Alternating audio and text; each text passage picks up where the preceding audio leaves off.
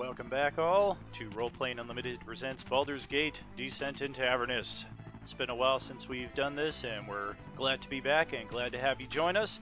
We're going to start on the opposite side of the table there with our Goblin Rogue there. What's up, John?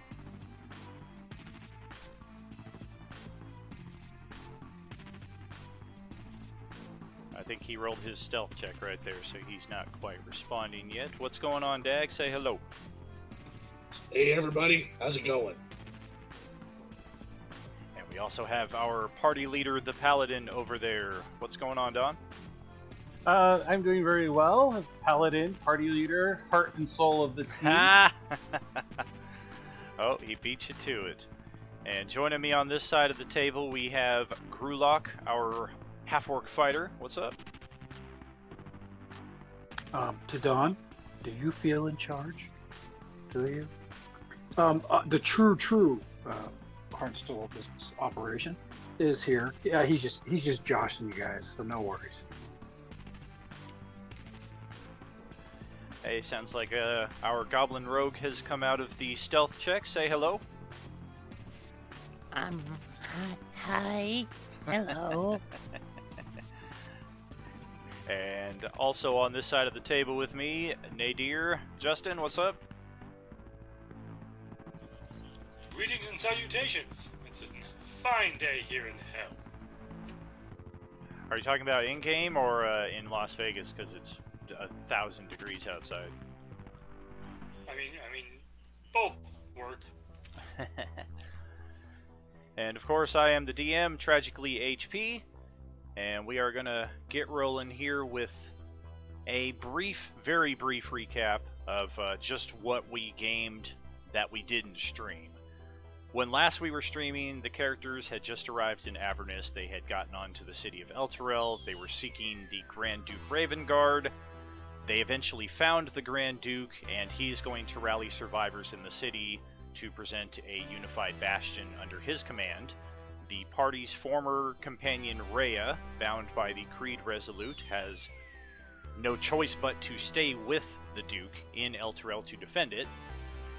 And your characters discovered, as Lulu's memories begin to become a little less jumbled, and she recalled at least enough of her past to lead you off of Elturel and on to Avernus proper. Of course, before doing that, we had to find a way to get off of this floating moat of Earth, and our artificer provided that in the form of several gliders that we used to coast more or less unencumbered down to the surface of Avernus, although Nadir was accosted by a pit fiend who wanted to know why he wasn't joining the main battle, so brief, scary moment there. After touching down on Avernus, we made our way to the Wandering Emporium, discovering a few people of note throughout Avernus, picking up a few other pieces of gear, and also some demon ichor, before continuing on to our current location of Fort Knucklebone, where we have met the hag Maggie, who has offered to try a ritual that will unlock Lulu's memories, but it's going to take her some time to get the materials and all of the necessary preparations. So she has suggested that your characters just spend some time here in her little junkyard and see what can be done, what you guys can do for her people, since that might behoove you in the long run. She hasn't said exactly what you'll get for doing stuff for her people, just she put the thread out there for you guys to follow. And last week is where we began that process, and we actually spent a bit of time with the flesh golem creature that had a bone spur stuck in the bottom of its foot. Salephiel managed to pry that out and heal it up. Happy day for the flesh golem. The red caps in the town were not too happy about no longer being able to dance along with this creature. And Dag proved useful to a pair of Kenku who are trying to repair a demon grinder war machine within the junkyard, and he has found the problem with the machine, and he sent the Kenku out to see what they can do about getting it repaired, and that thread is now also tied up. So we have our next series of people here in the junkyard that we're going to see about helping, and we're just taking this straight in order. If you guys want to help them, great. If you don't, move on to the next one. Any questions? None at the moment.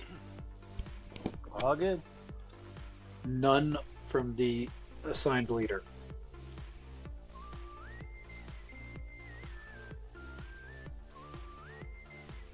Oh, and heart and soul. Yes. Alright,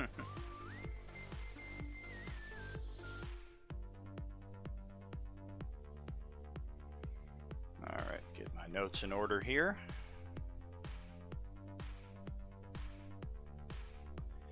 Yep, we did the Kenku, and we did Mickey the Flesh Golem.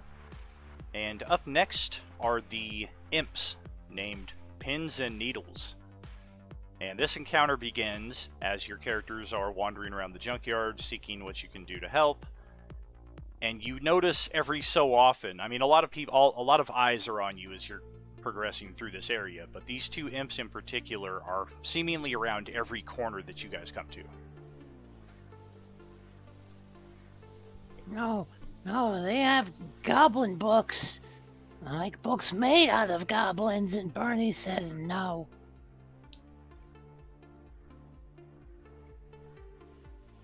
What are you talking about? The imps, they have a book, and it's made out of goblin. A book, you say? Yeah, like an evil book. It's a gross over-exaggeration. No, I mean, it is gross. And No, your belief about it is gross. There are lots of things about Squee that are gross, but I don't think this is one of them. Well, let's go ask them where they got it. Bernie says that a goblin came here and got tricked by the imps, and the imps took their soul. Oh, I see where you're going with this. And of course, Squee is reliving some of the events from last session in the Wandering Emporium, where everyone in the party, most everyone, had the pleasure of meeting one Bernie the Barber, who, in addition to manicures, pedicures, and haircuts, also always told some kind of moral tale that was applicable to the person who was being groomed at that moment. And this is, of course, what was told to Squee.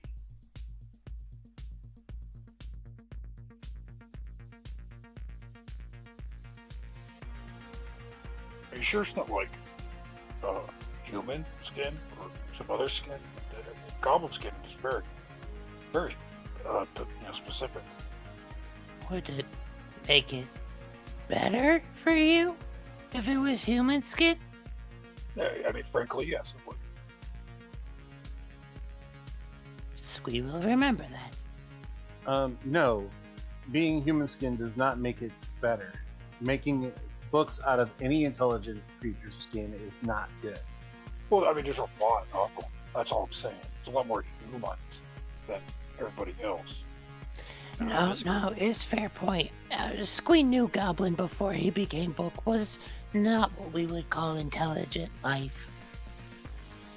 Well, but, see, that's what I'm talking about. So, yep.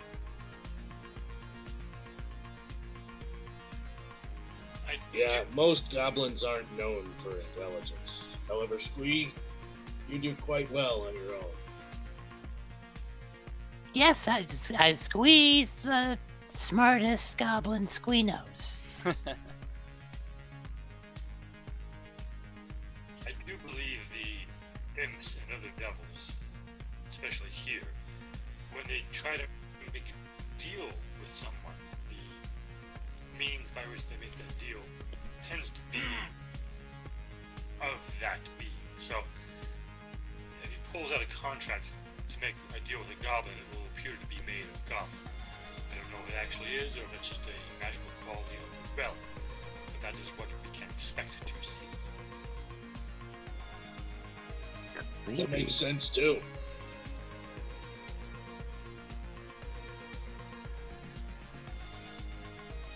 Alright, so what else is around this junkyard? I'm loving all this stuff everywhere. Well, there are the two imps that continually watch your group even throughout this conversation. And as usual, if this were a video game, they've got an exclamation point, colored gold, above their heads. Hold on. I turn to the imps and I go, excuse me, can you settle a debate for us? They both float over to your collective. Yes? What is it? My friend Squee here, the goblin, he thinks goblin, imps like yourselves carry books bound in goblin flesh like all the time. That's not true, is it? Not true at all. No. Why do you think such thing? Can we ask what skin it is in? I have imp skin. I do not have. I do not collect skin. No, the book. The book. You bring me book? I not have book. Does the book have skin? Where did you get the idea that the imps have a book?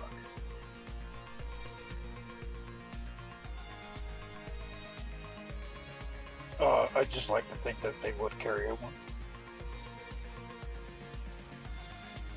Squee had mentioned that the goblin had a book of goblin flesh. What he said. That doesn't mean that an imp would have a book. Alright, you two little runts. You got a book?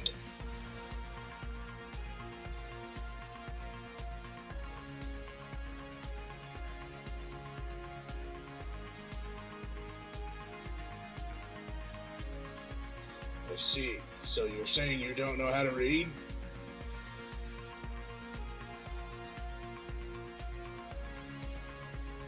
Look, they just said that they don't read. Why are you following us?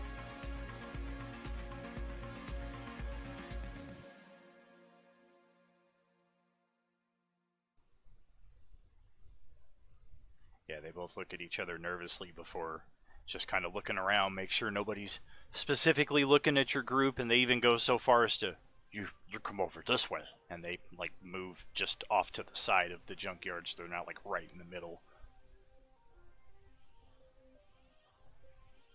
You know, I'm already stretching my principles by having the shield and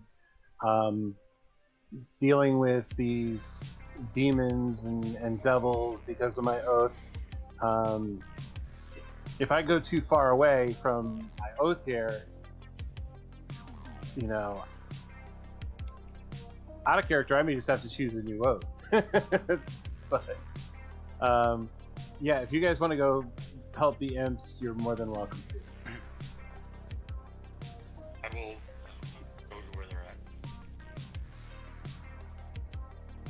at. The thing is, we were talking about this last game about possibly changing my oath, but the character mancer won't let me do that.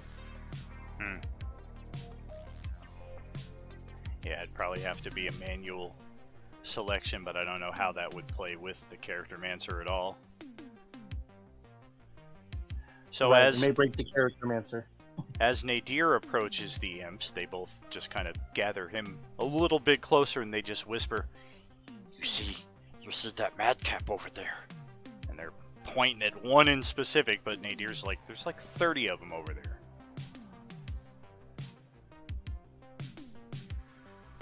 Perhaps I see a madcap, yes. That one, named Wasik. He say he going to kill all of you when your backs is turned. And that's a bad guy to mess with, that Wasik. And why are you telling me this? Well, Needles don't like Wasik so much. And when he heard that Wasik had out for all of you, he figured maybe two birds, one stone, you know. We get rid of our problem, and you get rid of yours.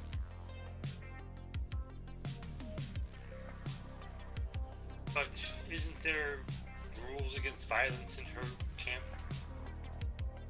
To a degree, she don't care about the madcaps, though. that so? That's how I hear it.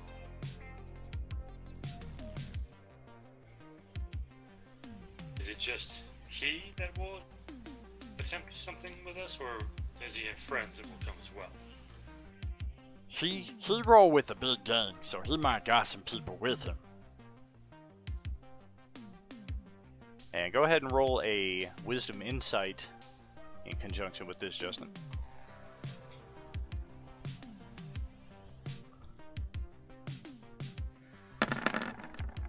Since they started whispering, I will step forward a little more. I just didn't want to step on anybody else talking before I made mention of that. Gotcha. Yeah, seems legit what these imps are telling you. And even as they're talking about it, and you look over at that group of madcaps, you notice that a few of them look over in your guys' direction as well. So it seems to kind of lend some credence to the story. I'll look over at Dag since he's there now and be like, did you catch that? Yeah, I think I got most of that.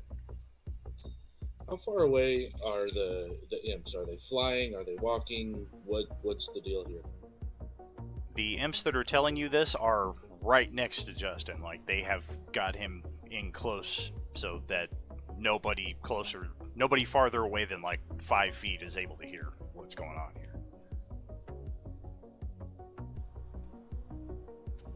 Okay. As they're talking, I'm gonna inspect their tails, like right at their stingers. Like, in what degree? Like, from a distance, or you getting like up close, or? Like I'm obviously inspecting them. They seem a little weirded out by that and ask you what it is that you're doing. Just trying to figure out if I can replicate that. Why you try replicate pin and eagle tails?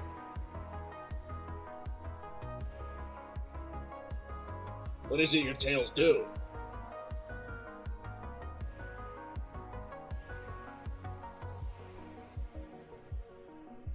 Tell you what, you help get rid of Wazik, and we put in good word with Maggie from all of you, and we tell you more about our tale.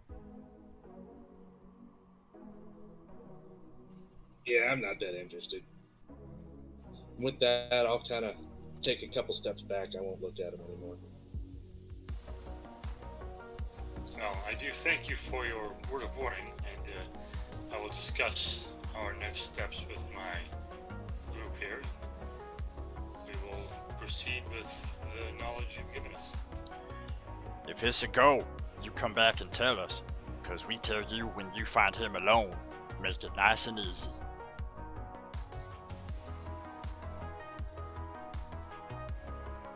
Dag will just kind of nod, kind of look at him again with one close eye.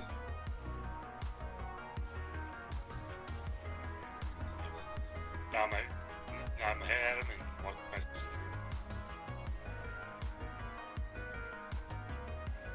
So which skin was it? Yeah, they didn't have any books. They told us that already. Was that the huge secret that they wanted to go over? Probably. No, they are warning us that there's a particular madcap who has a bit of a gang, who is apparently boasting that he's going to kill us all when we're least expecting it. And these two imps don't like that guy anyway, so they're like, hey, maybe if we warn you guys, you can kill him, and we won't have to deal with him. Well, so they want us to eliminate their competition. It's possible. It's also possible that guy does want to kill us. I looked over there and they were looking at me like, what's up? I'm going to take a glance over in that direction, and I'm going to use my divine senses to see if they are evil, fiendish, or anything like that. Using divine sense and hell. That's I know it's going to blind me to everything, but hey, I have the stupid thing. I might as well use it. It's especially awkward in 5th edition that it's not good or evil. It just tells you if it's a fiend. That's true. So, are madcaps fiends, or are they like? These madcaps are not fiends in disguise, nor are they fiends in the shapes of madcaps. Or Okay. redcaps. That was a worthy use of my divine sense, and since I have 4 of them per day, I have no problem with that. Well, as you're concentrating on the madcaps across the way and using your sense on them, just as you're coming to the end of your ritual there, you are momentarily bumped aside by somebody who's not looking where he's going, wearing brown, tattered robes. He has a noxious, odoriferous Maximus around him that almost kind of looks like Pigpen from Charlie Brown. Like there's just this nasty dust cloud that kind of accompanies him everywhere he goes. And he just bumps into you, and then he kind of turns around way too slowly. This guy's obviously intoxicated on something. Oh, 1,000 pardons. What type of creature is it? It's a human, looks like. Very dirty, but looks to be human underneath all that. I'm going to take a quick scan of my possessions, because I know that's a tactic that thieves and ne'er-do-wells use, is to try to bump into people to steal their stuff. And Okay. since we've already been a victim of it, hey. Ever again? And the guy looks at you briefly as you don't acknowledge him at all and immediately turn to looking at yourself, and he just kind of momentarily, whoa, the Shield of Gargoth! Where did you come into possession of such a magnificent item? How do you know about that, sir? Squee found it. We located it in the in Baldur's Gate before coming to this place. Well, yeah, sure, later. The guy looks at the 3 responses, and it's obvious that he didn't really register any of them as he looks at Celestial, almost as if for the first time, and he goes, "Who are you?" I am Celestial, Paladin of Tyr. "Oh, Paladin. Must be hell for you." He's good for in hell.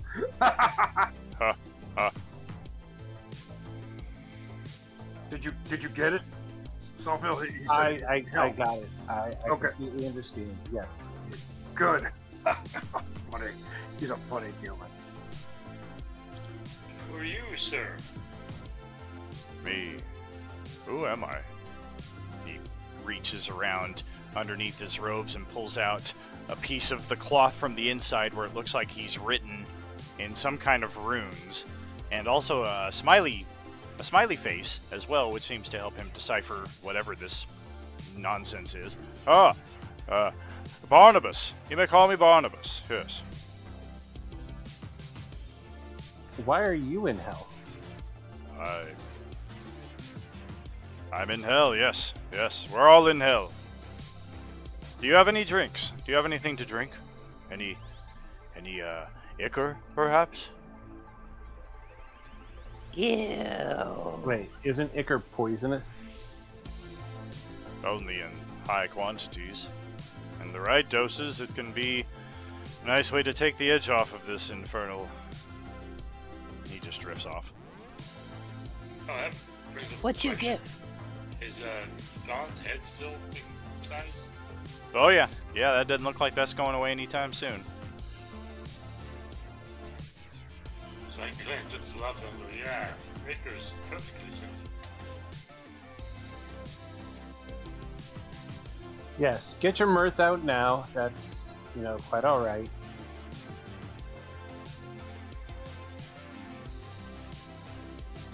Just wondering how he avoids such effects if he's drinking it. Oh, I didn't say I was going to drink it. But if you have a drink on the side, I wouldn't mind.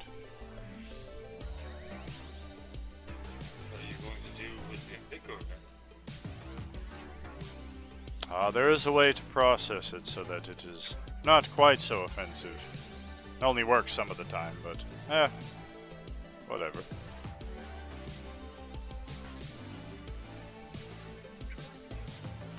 I do not have Sweet. any. You got a cup?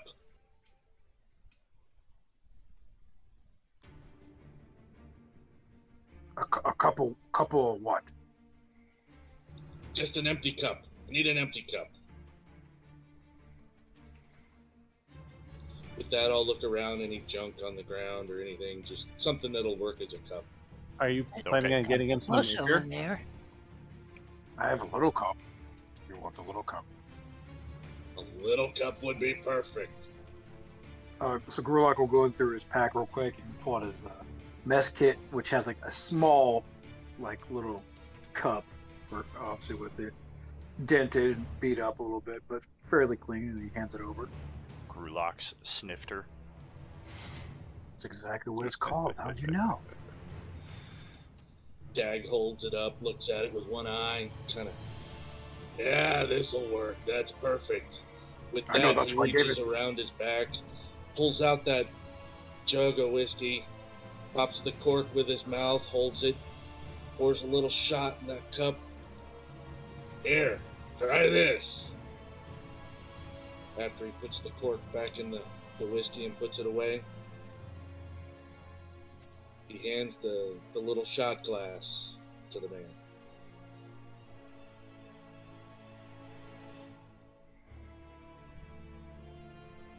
Was that for me or for him? Yeah, it's Give me already a down DC. this guy's gullet as Grulak is asking that question, and he just hands it back to Dag. Got any more? I may, but it's pretty rare here. What'd you give for it? What do I give? I don't really have anything. Ah, Do you know where a goblin skin book might be? ew, what, you want one now? I'm just asking if he has one. I'm doing information gathering. Speaking of information, I'll tell you what. Let us know some things you know about this place, and I'll give you another shot. As he pulls out the jar of whiskey, pops the cork with his teeth again, and he pours another shot. He looks at the shot, and then he instantly looks over at might be the same group of mad caps, red caps, or it might be a different one. There's like 100 of them kind of wandering through this junkyard at any given time. But he points out at them, and he goes, I know one of them has got my tooth. Would you be, perhaps willing to help me find it? I kind of miss that tooth. What's so special about this tooth? He just, As he hands the cup to the man. he grins and is obviously missing one of his front teeth. Nothing particular, just helps me eat.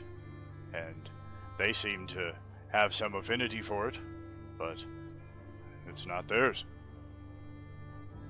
Now, in this instance, within hell, from my religious knowledge, which is not great, it's only a 2. I could roll it if you want, but are there 2 types of people now in hell? Those that died and their spirits came to hell, and the physical people that were physically dragged into hell? Or does everybody get dragged into hell that's down here? More than likely a mix of the two. You might find the spirits, though, like deeper down in hell. Just knowing devils as your character does, it's unlikely that they would keep the spirits that could possibly be rescued and brought back to life or to a material plane and redeemed. They would likely keep those further down, closer to the lower levels of hell. But even here on Avernus, you're likely to run into a mixed bag of those who might have once been spirits and are now in a new form. It really depends on whether they're subject to the devil's laws, which is most everybody. Okay, and if one of these people can be redeemed, that could get him out of hell? Or is that just a, hey, I'm redeemed, great, now it makes hell that much worse for them? Yeah, that all depends on whether there's any contracts in play, because those typically can't be voided except by divine intervention. So even if there's a mental or a spiritual redemption, it still doesn't really apply because the contract locks the soul in where it is. Sir, good sir, if we get you your tooth back, would that assist you with redeeming and becoming more of a good person so that we can help you to escape from this place? You have my tooth? What?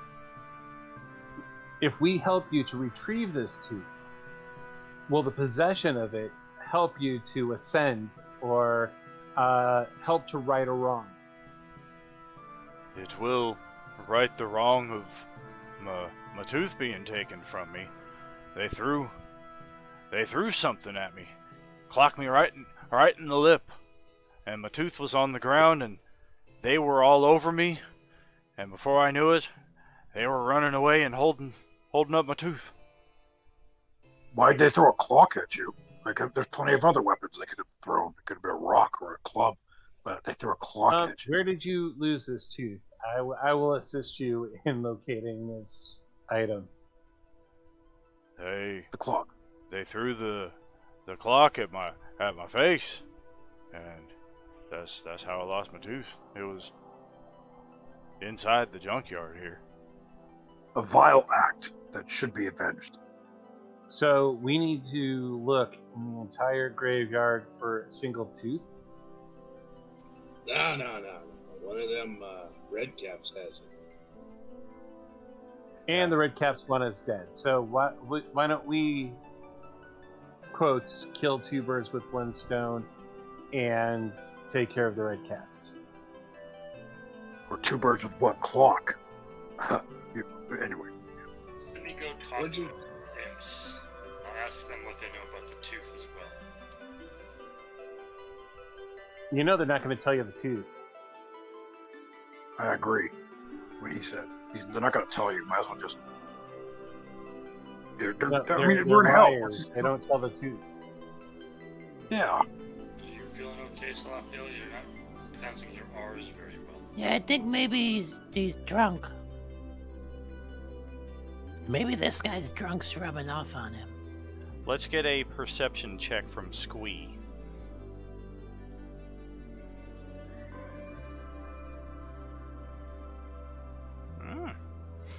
Damn, double 19s. I see it. Not only that, but you start piecing together how you would approach this situation. Now that when you're hearing about these pickpockets and they assaulted him and they stole his tooth and who knows what's going on and there's a gang of them, like a lot of this stuff fits into your history. You've been in situations like this on both sides of the fence. So as everybody's kind of discussing with this guy, you just kind of wander off and you're watching these red caps, and you notice that every few minutes, like, they kind of like huddle up, like 3 of them will huddle in a group of a dozen of them, and then you see this little red pouch. Actually, it's not a red pouch. It looks like it's a light colored pouch that is stained red with blood. And they pass the pouch to a different red cap, and then they split up, and red caps all do their nonsense stuff, and you think you might have just stumbled onto something. They play a shell game.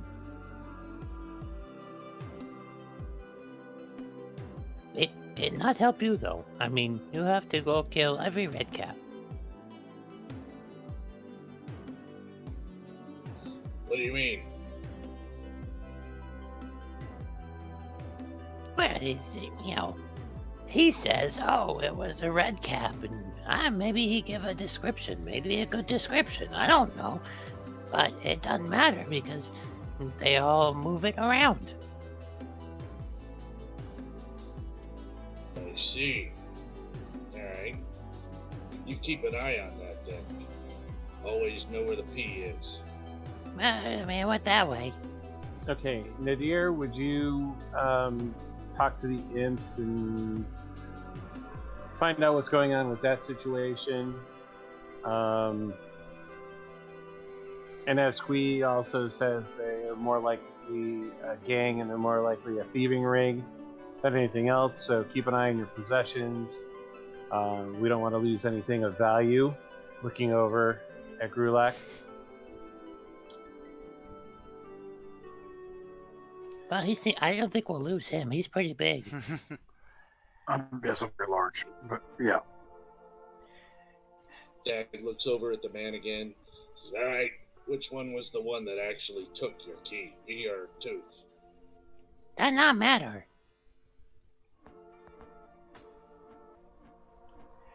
The Barnabas looks at Dag as if Dag just asked him to find Waldo in a picture that's only Waldo's.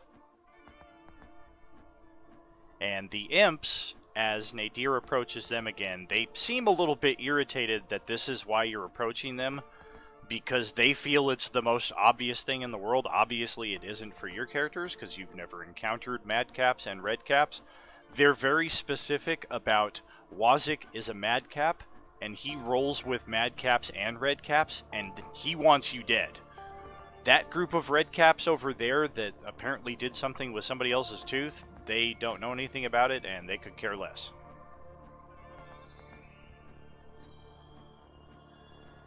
All right, Celestial. What's the play here?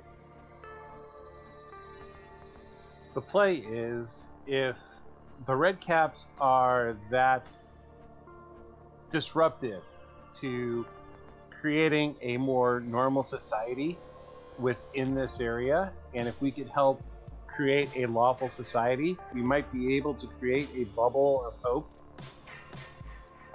hope within this place of despair and hate. We may have to defeat the Redcaps to set this gentleman's path on the right course and to protect ourselves from possible attack when we're resting. Let's get an insight check from Celestial there after that. How do you propose we do that without violence? Well, again, the caps that have the tooth Listed are by not one. apparently affiliated with the caps that want to kill us.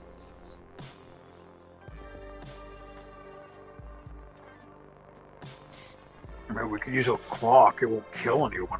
It'll just hurt, knock out some teeth maybe, but it can be effective.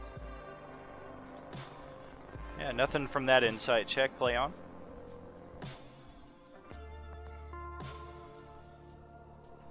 What do you think? You got any ideas how to do this without violence? It's just a tooth, though, right? Is Squee missing something? Squee, it's not necessarily about the tooth. It's the power play. We want to make sure that we get something to make somebody favor us. And Well, at the yeah, same look at him. time, He's weak. at the same time, it puts us in a much stronger position without even having to lift a weapon. Although a tool we may be just a scare different 'em. thing. The Squee think it's just big waste of time, but okay. All we have is time down here, and every act of kindness and charity that we perform down here loosens the hold of evil. Even if it's a little bit of loosening the evil on some of these creatures, may cause some of them to ascend into a better place. Squee think Redcap may disagree with your assessment of good and evil, but again, Squee just here. I'm You just need Shine surprised. Shield? I'm just surprised you know what the word assessment is. It's impressive already. The Squee's seen a lot of ass. That does not surprise me at all. Me too. I have as well. No, and not the good kind, I should say. Oh, that's not good. And Dag, if it does come down to violence, then that's a route that we will have to take. If we can convince them to release the tooth or to keep them away from us, then that would be the preferred method. But if violence is the only answer to that situation, then violence is the direction we must go. It just it doesn't seem uneven to you. A life for a tooth. No, that's not what we want to do. We just want to make sure we're in favor here. Put ourselves in a little more power, as well as help some other folks along the way. Yeah, a lot of people we may help ain't so good. But considering the environment we're in, even helping those little imps may bring something good out of them. Who knows? They may even turn good. You never know. I doubt it, but we'll see what happens. So, anybody got any dice or cards? I am more apt to help the human than I am to help the imps, but what you're saying rings true there, Dad. I have some dice. Let's get an How to insight from gamble? Squee.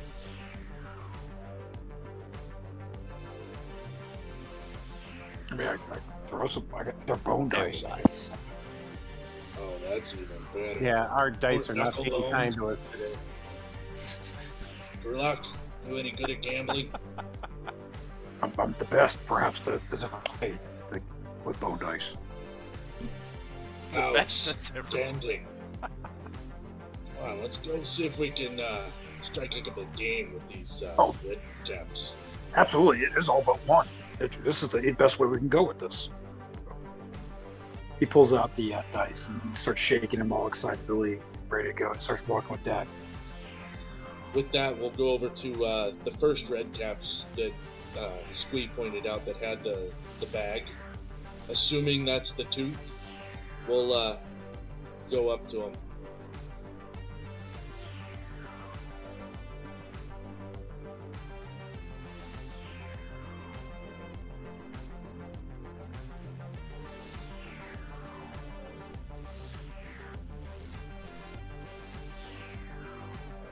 So as it's you and Squee who are going up, or you and Grulock? Gerlach has the dice, so he's the one doing it. Squee's got to keep an eye on that bag. Gotcha. So it's all three of you going up?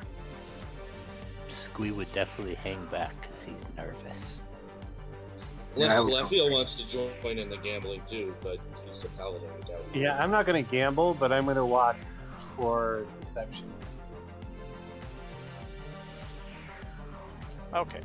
So Yeah, as he looks back, it's Lefiel, and says, "Alright, keep an eye on our backs."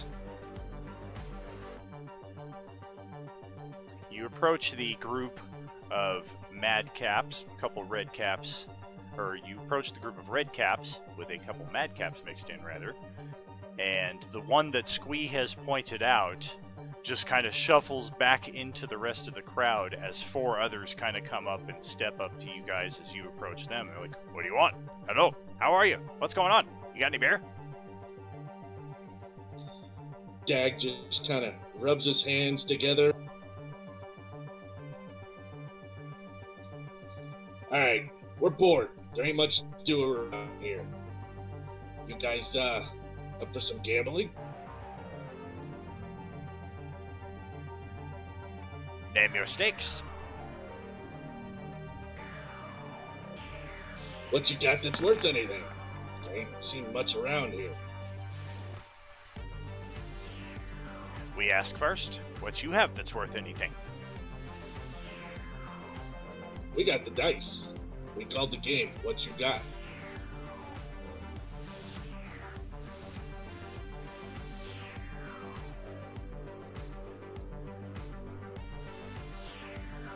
Some coins. With that, Occasional Dag will trinket. look over at. Dag will look up over at Grulock, because he's obviously got to look up. Alright. What's the game? We're gonna gamble and throw dice, and the highest number on the dice wins. Alright. I have gold What coins. coin you guys got? We not tell you Say how it again. much money we have. We put up 3 coins for first roll. Drop them. Drop them on the ground. With that, I'll drop down 3 matching points. They eagerly take the dice, does one of the madcaps, and makes the first roll. 2 dice 6. I got a 6. Go for it, Brulok. You do the roll. Watch the magic.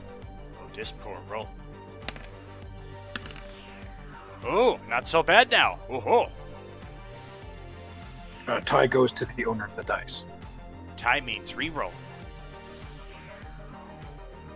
I don't know. You boys want to up the stakes? I'll pull out another set of matching coins to put it a total of 9 down there. If they want to keep rolling, they gotta match it. They pull their You gotta match resources the and bet or no, boys? they pull their resources and come up with enough to match the pot. Okay, so it takes them collectively to match the pot now, right? Correct.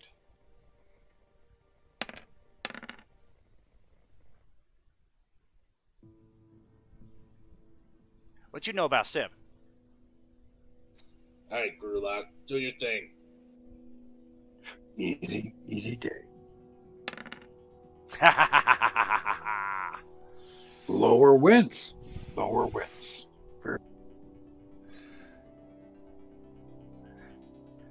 really does have a low intelligence. He presented the rules highest roll wins, and like here we are 90 seconds later. Low roll wins! Right? I Right. win. You're right. Yeah, his intelligence may be low, but what's his wisdom? Well, you have His made wisdom. these madcaps very happy and a bit richer as they scoop up their coins and they look up at you with a big grin. Want to play again? Sure, what you got? With that, I'm gonna pull out my jar of whiskey, pop the cork with my teeth again, and I'll use that little shot that little shot glass that James gave me. I'll put the cork back in after I pour a bit, put it away. I'll take a shot. All right, boys. How much you willing to bet this time? You putting bottle in pot? What? No. This is too valuable down here. There's no way I'm putting this in the pot. Oh. You won't have anything but some coins. Oh, well then yes, we put five coins to start this time. Increase wages. It's wagers, you idiot. With that, I'll see. I'll make it look like I'm like trying to find enough gold in my pouch to match it, and then I'll drop it. And as you're doing that, Squee notices that the guy's in the back. The pouch now exchanges hands again, and the guy holding it is now standing on the outside of the crowd, almost the farthest one that's watching this dice game going on, like 15 feet distant. I'm going to sneaky try to pursue and keep an eye on that guy. Okay. Doesn't seem like he Basically. notices you. Just try to stay hidden and keep an eye on the bag. Gotcha. The bag, of course, you lose sight of it once he tucks it under his clothes, but you clearly saw him, the first guy, pass the bag to the other guy. All right, boys, roll your dice.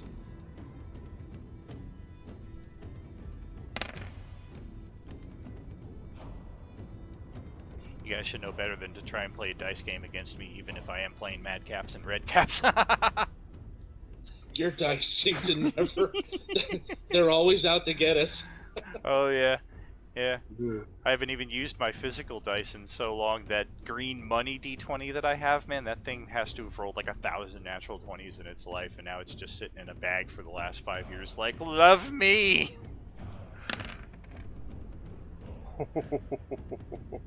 Instant Snake eyes. loss. Wow, you're gambling skills are as good as your math skills there, Gulak.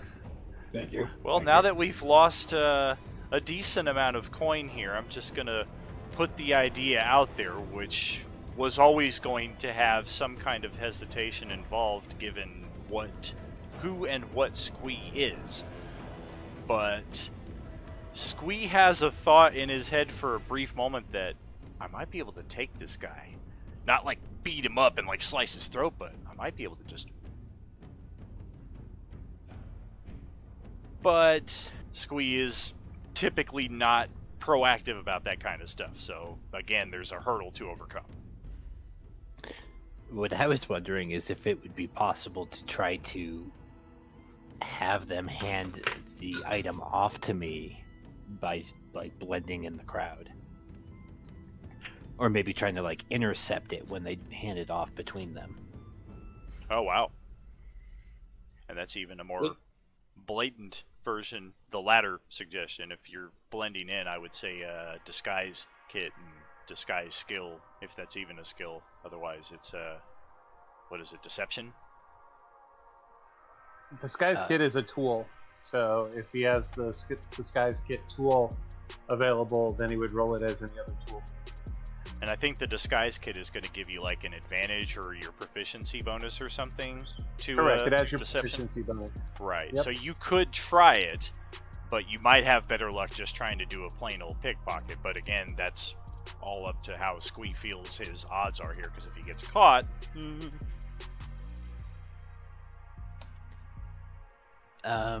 Yeah, no, I mean, let's try it. I'm fairly sneaky. I'm just wondering, like, disguise kit, or do I just need a red cap because I'm little? Like, how much of a disguise is really necessary to give it a go? Grulak's going to hand his dice over to Dag angrily. nice. All right, I'll accept the dice, and with that, I'll dig through my pouch, and I'm looking like I'm digging. I'll see if I can find a random copper or silver. Like I ain't got much left, and I'll drop those. All right, I ain't got much left. I'll drop those, and then I'll take another shot of the whiskey. Brulak, you sure about this? You think I can do the dice? Are you sure that you want to continue gambling with your current streak of loss, especially in a place like this? Look, we're bored. We're just trying to keep occupied. Occupado? Emphasis on the occupied part.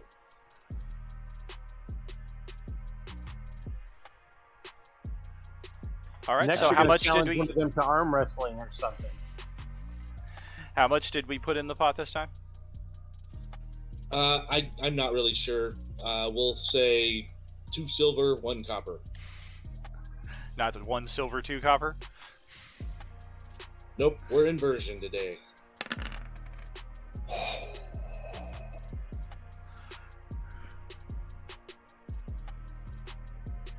I think it's a derivative of stealth, isn't it? Or does it? Yeah, I think you just roll stealth for a pickpocket. If not, whatever, we'll just wing it that and look it up later. Oh, Sleight jeez. of hand. Well, that'll Is work pickpocket. too. I think it's okay. Number. Well, Squee is not positive that he's gotten away with this until a few minutes later when they do their usual huddle and this guy goes to retrieve it past somebody else and he doesn't have it. And it seems like you just have stolen a holy artifact from these people, because it's not immediate rage and accusations towards the people that are playing the dice game or even towards the goblin who may or may not have been spotted on the periphery of the crowd. It's just wailing cries and tears of, no, it's gone! I ignore all of that and walk over to Celephiel and say, Squee think he now have something, so you let him clean shield a little. What do you have to clean the shield?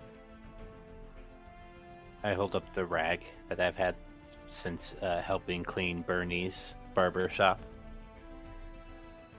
You can clean the shield. All right, here. And I hand him the tooth and just begin like spit on the rag and start wiping down the shield. Well, he hands the pouch. We don't even know the tooth is in there yet. I look inside this pouch that I was scanned. There is indeed a tooth with a bloody stump on one end, forcibly removed from Barnabas's mouth, probably within the last 24 hours, you would guess. I hand the bag over to Barnabas. Barnabas looks at the bag. He's like, "What is this? Oh, did you find What's something to inside? smoke?" And he pulls it out. He's like, "Oh, we'll have to pound it down and grind it up if we want to smoke it, but wait a minute." And then he seems to realize, "Oh, this is my tooth." And then he looks at you again as if, "Who are you? How do you know that my tooth is missing?" This guy just seems to forget everything in his life like every 15 minutes or so. You told us that you were missing the tooth, and my companion was able to retrieve it for you. Oh, that has made this day the brightest of all in this infernal. And once again, he always seems to drift off as soon as he says the word infernal. And he just kind of looks at you with a big gap-toothed smile, and he just rams that tooth right back in the socket, and it's being kept in place by the power of him clenching his 2 rows of teeth. I'm going to Oh no, look! I'm going to touch the side of his cheek and heal him for 5 points of damage with lay on hands. Hopefully that'll set the tooth in place. Nice. Now he's really having a great day and just absolutely speechless at the kindness that has been shown to him.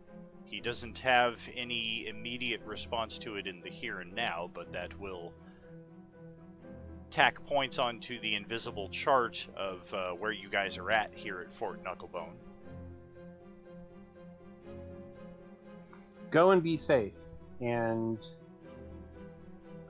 may your days be brighter, and may your soul be lifted. Thank you, good sir. I will, on thy wall.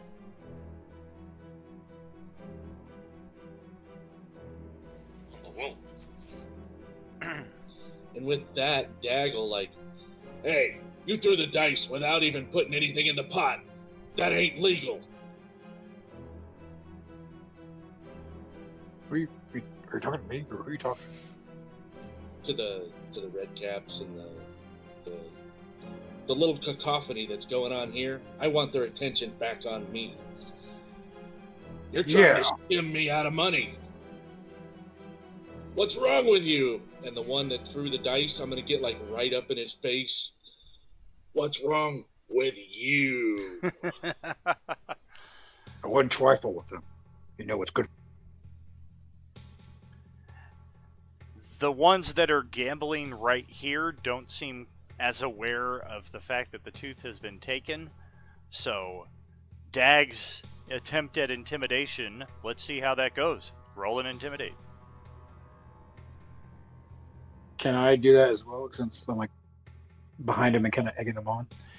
I would say yes, but at disadvantage, because, I mean, did you see your dice rolls there in the dice game? Like, these guys have nothing to fear from you at all. Well, so far. Like, snake eyes on the frickin' dice, I mean, you can't get any lower unless you just purposely left a die out.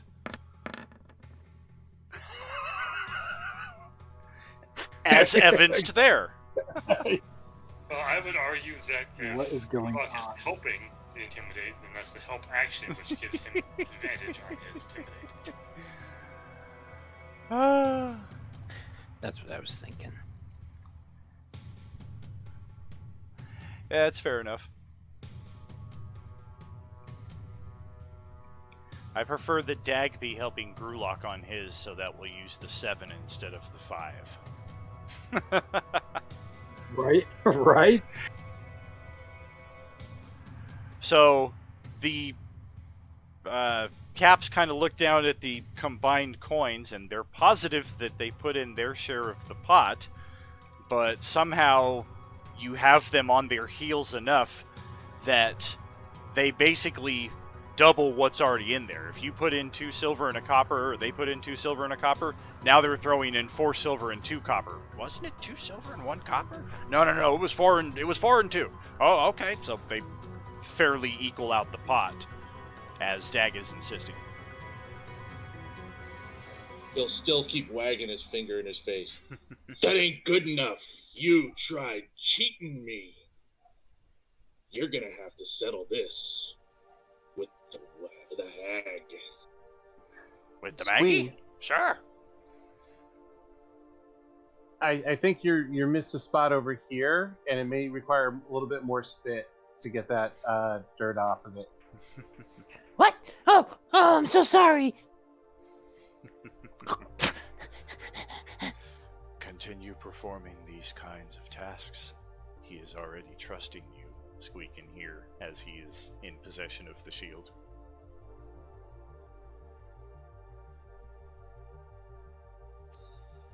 With Well, that, you saw the note that I put up, right? Yeah. with that, Dag's like, all right, which one of you stupid redcaps is in charge here? And 30 pairs of fingers point at 30 different red caps. One of you better come up with a leader, and real quick, because Nadir? I'm starting to lose my patience. Well, we're going to Nadir? continue with the intimidation check as rolled, and the red caps just break and scatter. And there's no way you can track all of them because they go in so many different directions. You could probably catch a couple of them if you're so inclined, but they're now at the point where there's... Run! Leaving behind the 4 silver and 2 copper that they added to the pot, of which they'd already put in 2 and 1. I'm still at a loss for the gold over the silver and copper, but that's not the point. I achieved my goal. I'll just pick up the pot and I'll hand Brulok back the dice. Oh, Hey. thank you. Thanks, big guy. You're I welcome. didn't even have to roll. With that, I'll take a copper and just kind of flip it up, catch it, and I'll hand him all the winnings. Or losses. Winnings. It's out there. We had 14 gold, now we have 4 silver. Collect your profits. It's my experience with gambling. I'm sorry there. It looked like Celephiel and Nadir are trying to have something, so let's pause for that.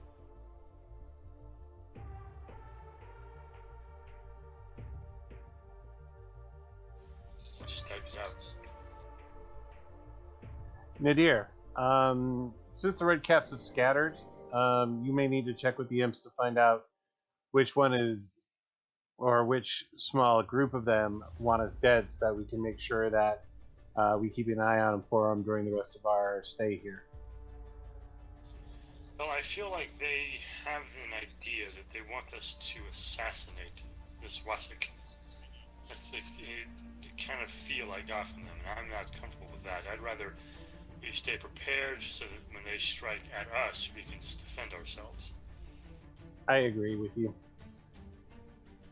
Let's get another insight check from Celephiel, but let's get it at advantage with the help from Nadir as you guys are continuing to discuss your options here.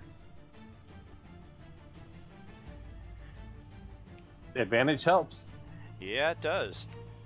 And you're both realizing as you continue to carry on this conversation just how much this place is already affecting your natural instincts, your natural just way of thinking. Because it didn't even occur to you till this moment that why are you taking the word of these 2 imps that this madcap wants you dead in the first place? These devils are just all about deceit and deception, and we're going to lead you in the wrong direction for our own ends, and at best case scenario, we're going to end up with your soul. And there's a pause for Nadir and Celephiel as they're both just like, huh, maybe the imps are the bad ones. I mean, we haven't found any good imps so far, so why are these the two good ones?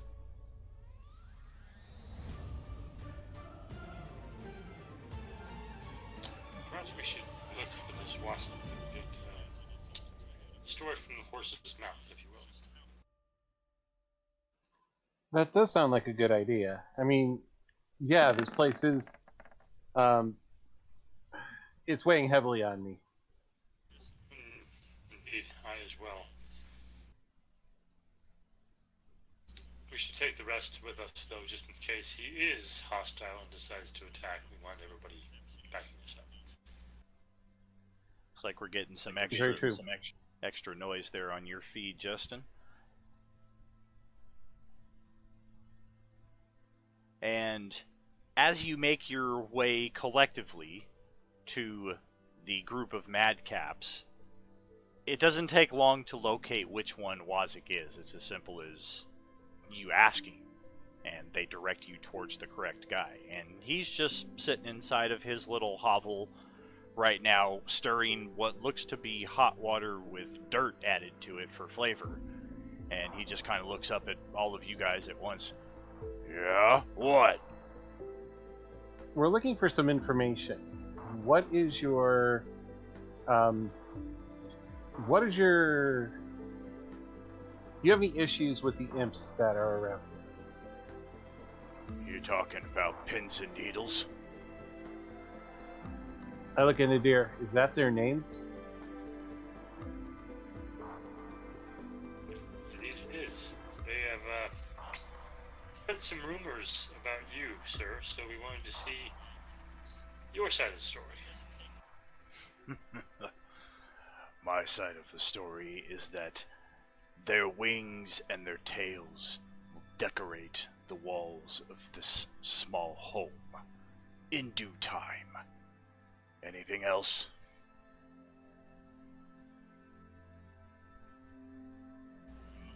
You have no issue with us here? You? I don't even know who you are. You don't even know who I am? Ah, very well. It would seem that they're trying to get us to do their dirty work then. He just stands up and, like, Popeye rage, where his whole head is just turning red and there's steam coming out of his ears. He's like, the nerve! Their blood will spill this night! And he's just kind of fuming there in place, and it looks like he would run right out of his home right now if there weren't 5 adventurers inside of an already tiny home basically blocking the door. But he's just kind of pacing back and forth in his little 2-foot space.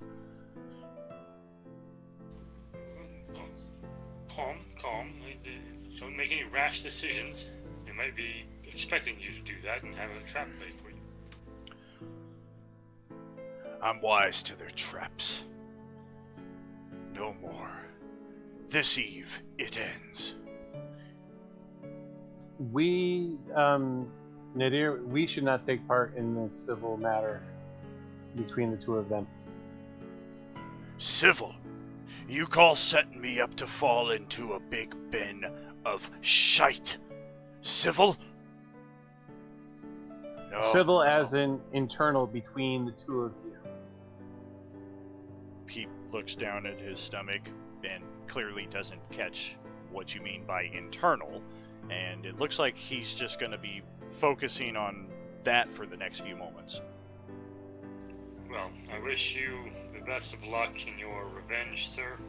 I'm glad that we didn't have to come to blows over it. Aye, yes. You tell them, if you see them again, I'm coming for them. Very well. I will leave. All right. And with that, I believe we have covered all of the side quests here at Fort Knucklebone, whether we did them or not. Obviously, an assassination mission is something that a different group might do. This group probably not so much down for. Either way, we have at least kind of visited each of the options to see what they held for us. And as if on cue, you are summoned by Maggie to her home at the top of the hill, where she claims that she is ready for this ritual.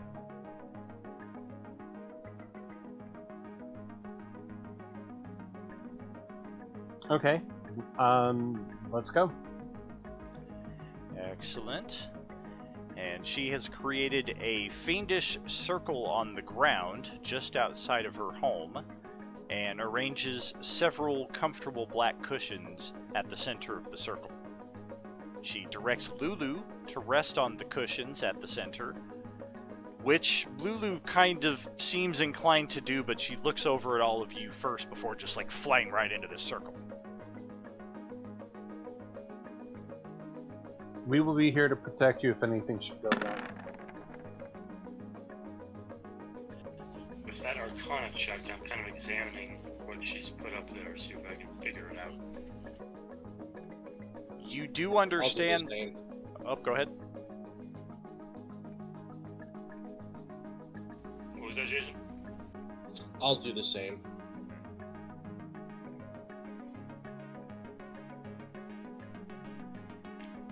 So yeah, with both of those, you are able to somewhat understand the logic of the symbols and how they match across to the other side of the circle, and the objects and material components that she's placed inside the circle.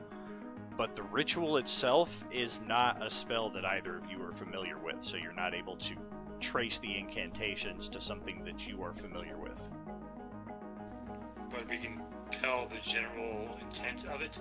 Yeah, it definitely lines up with what she said she was going to do as far as unlocking memories. It looks like it's going to be some kind of, if you had to define it, a dream quest. Like she's going to enter the deepest recesses of Lulu's mind like Xavier does when he's trying to tap into Sabretooth's rage and heal him of that. Like you guys are going to be literally visiting the inside of Lulu's mind.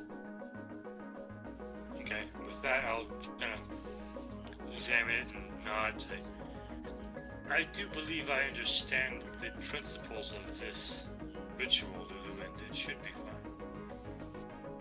fine. I trust you. If you say it's okay, I will go. And she just kind of floats over, lands on him, does the typical walks in a circle thing a couple times before coming down to a rest. And after which, Maggie grabs two what look to be humanoid skulls from her bag of holding and sets them on the circle itself, and she just looks over at all of you with a smile. My sisters won't mind if I pick their brains about this particular ritual.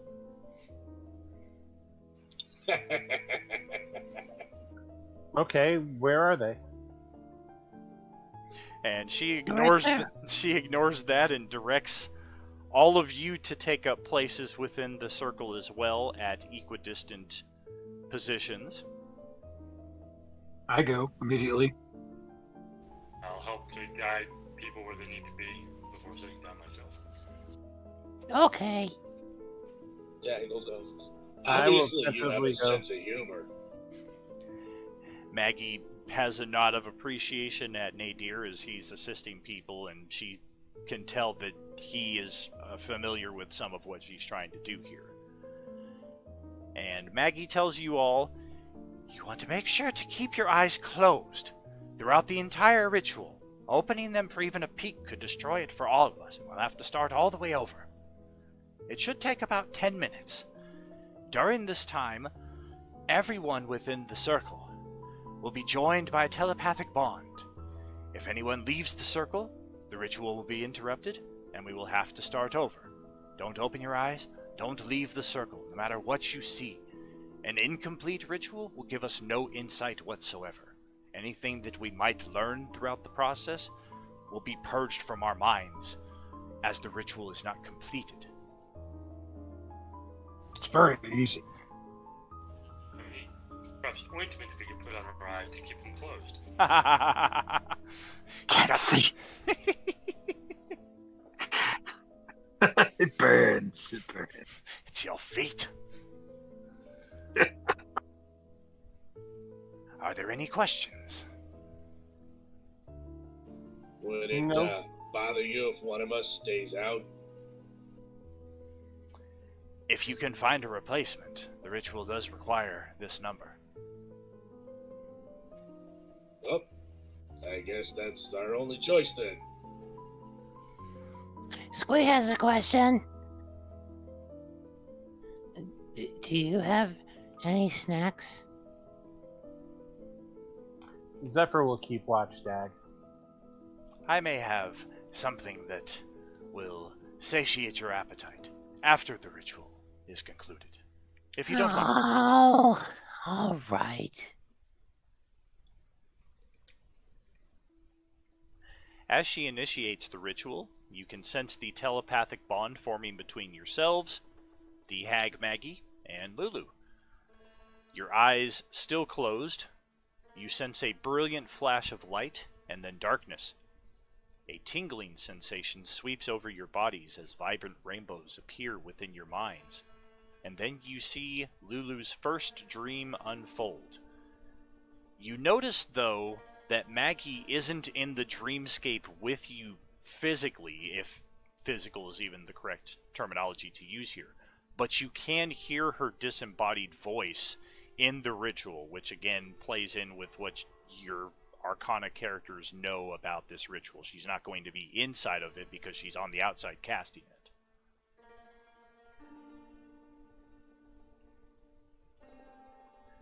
As the rich, radiant light of 100 dancing rainbows slowly dissolves, warm sunlight fills the area. Within that space, Lulu flies lazily in a lush meadow at the shoulder of a beautiful, blindfolded angel. As the pair strolls through the tall green grass, the voice of the hag fills your mind. Push through this vision. It only represents what Lulu wishes was true. We need to see more. Each of you, let's get an intelligence saving throw. Oh, that's Squee's strong suit. Hold on. Is everyone close to me, and does my aura still work? No and yes. I guess we can pick one person who's close to you. It'll be a static person who's getting the bonus. I'm there. Must be close to shield. You say intelligence? Correct.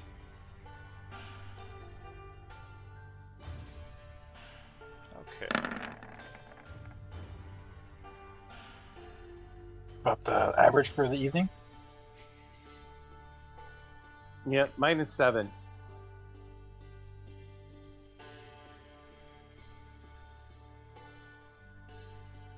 Oh no, wait, no, mine is 4 because I have that +2. So All Yeah. right. mine is 4. The sunny meadow fades to black as this dream sequence progresses into the next one. Let me double check this here. Yeah.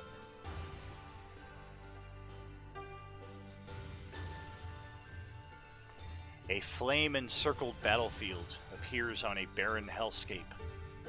At the center of the circle, Lulu and the angel lie unconscious and prone, horribly injured.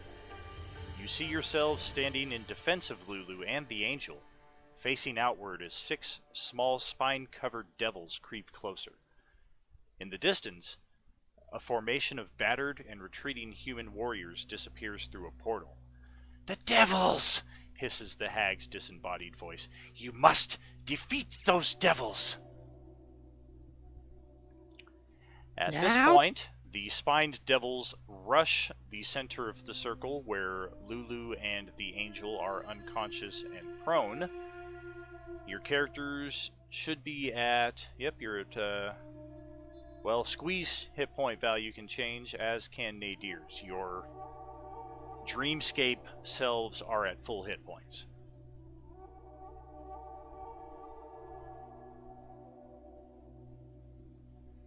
And give me just a minute to get some appropriate devils onto the table here. We'll get an initiative rolled. And take it from there.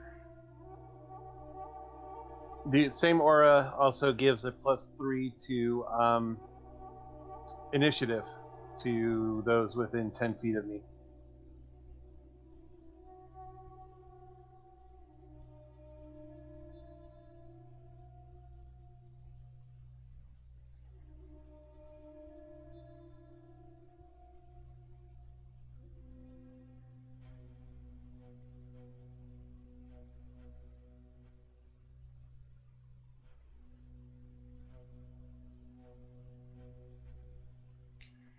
Let's get that set up like so.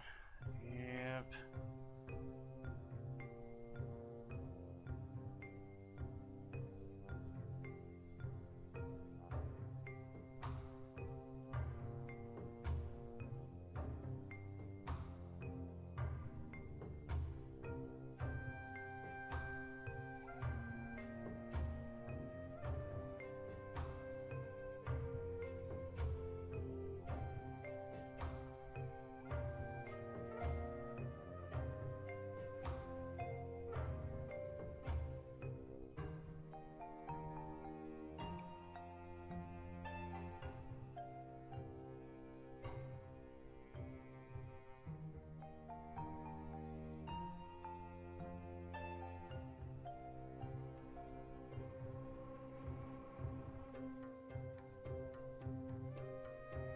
There we go.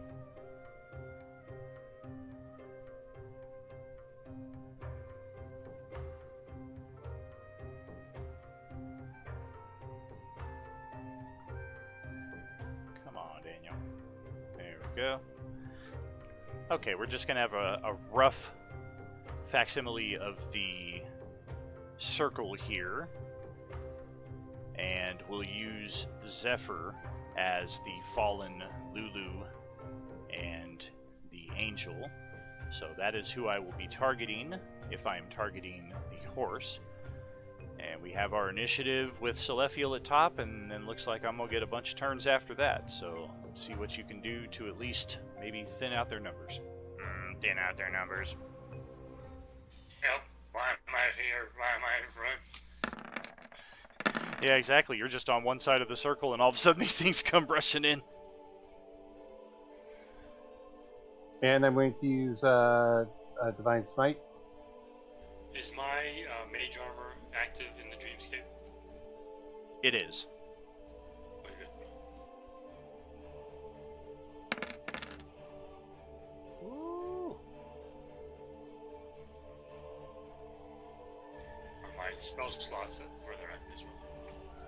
Correct, yeah. Almost Okay. done. You left me with 2. All right, second attack.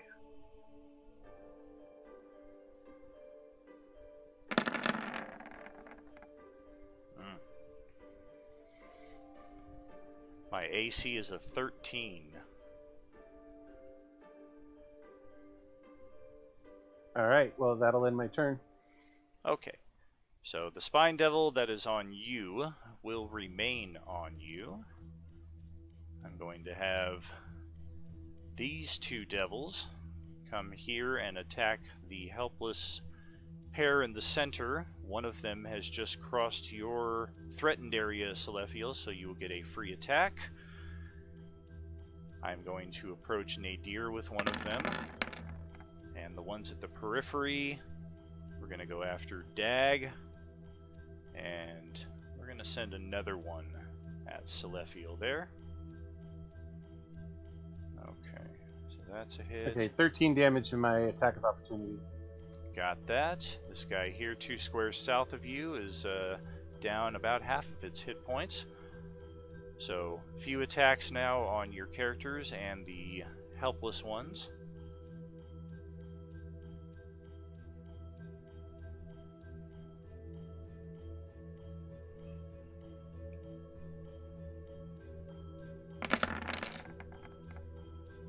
Okay, both on Celestial, both a bunch of nothing.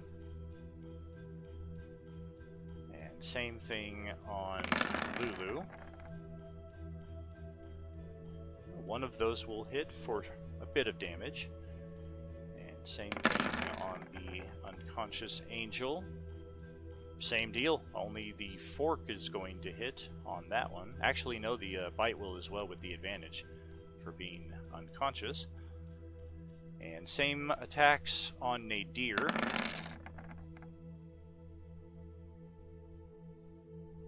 think I missed you on both accounts.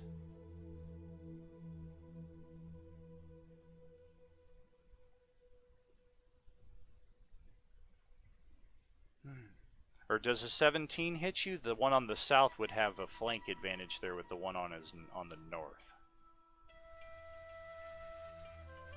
Yeah, with mage armor, 15, I believe. Okay, so the 4 piercing will just barely scrape through, but that's it. And then attacks on Dag. I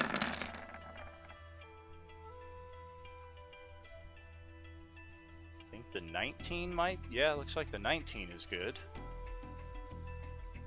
Bite on Dag for 5 slash, and then the last one was back on Celestial.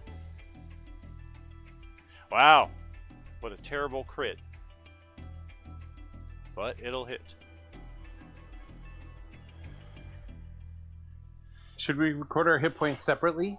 Because will our hit points go back to where they were when we get out? Or are they going to be reduced by that amount total? They're going to be the same, and I should point out any damage that you guys take here in the Dreamscape, regardless of what it says on the chat log, it's all considered psychic damage. So that will carry over when you do awaken. Or if you drop to 0, then that will cause you to exit the ritual and the Dreamscape will end. Definitely not the right time to institute the playtest that I saw last week, but I did see a lot of people who use a max damage die for the first die and then roll an extra die for crits to avoid just what happened with me there. And it's definitely not exclusive to me. I know it's happened plenty of times where James will get a crit with his greatsword and he'll roll a 1 and a 2, and it's like, oh yeah, that was anticlimactic, so worth considering for later on. Anyway, Spine Devils are done. On to Squee.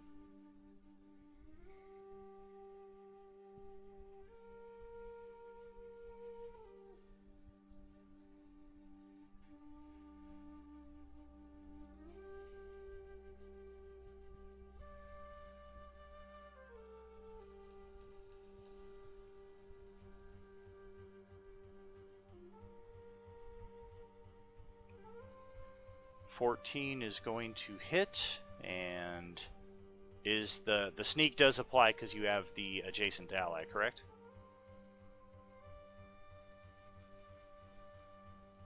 Well, technically it would be the 17 because he and AD are flanking it. Right. Yeah, sneak applies. That is correct. Sometimes those angles are not readily apparent. But that will push it over into 0 HP territory, so that Spine Devil is gone from the Dreamscape. Then I hide with my bonus action. Okay. And Dag, you got the next.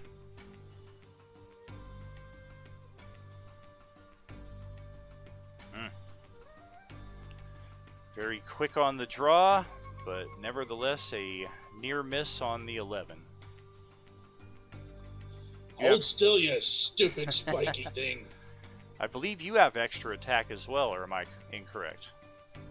Since I cast the spell, I'm assuming it's only going to be 1 attack. I think that's correct, actually. Okay. Do you want to burn an However, inspiration, or you want to If leave I it as is? if I didn't connect, then the spell will still be active. Yeah. You want to leave the miss as it is, or burn one of your precious inspirations? You know what? I'm going to leave it as it is for right now. I'll wait till things get a little more desperate. Sounds good. Over to Nadir.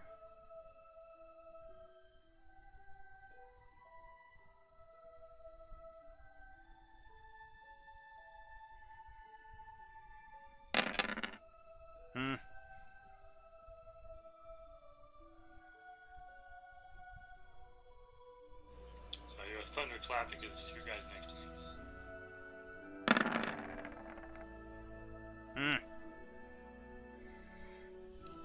waste of a natural 20. 6, okay. First guy will take the full. Any movement or bonus?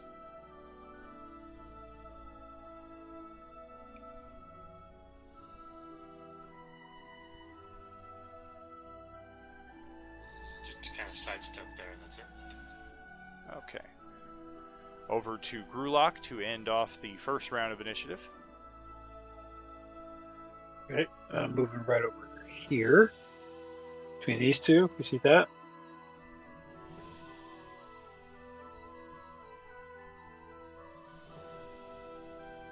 And I'll focus to this guy right here, if you don't mind. I do mind, but when has that ever stopped you? Right? Either way, he's getting impaled.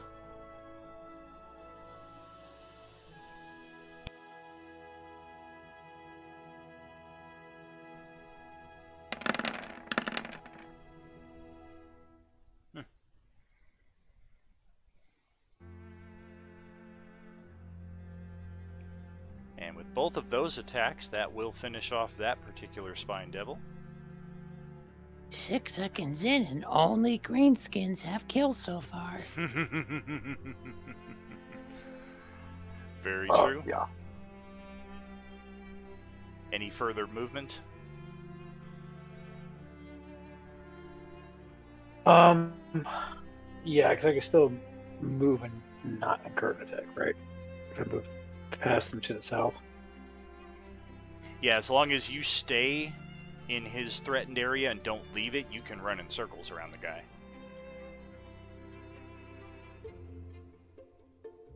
No, I think. Oh, yeah, I'll stay there. Okay.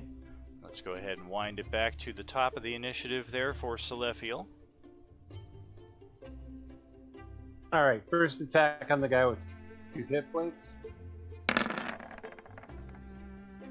Fantastic. That will finish off the Spine Devil, and the other 3 will just dissipate from the dreamscape as your characters have successfully conquered the second dream and are moving on to the third one.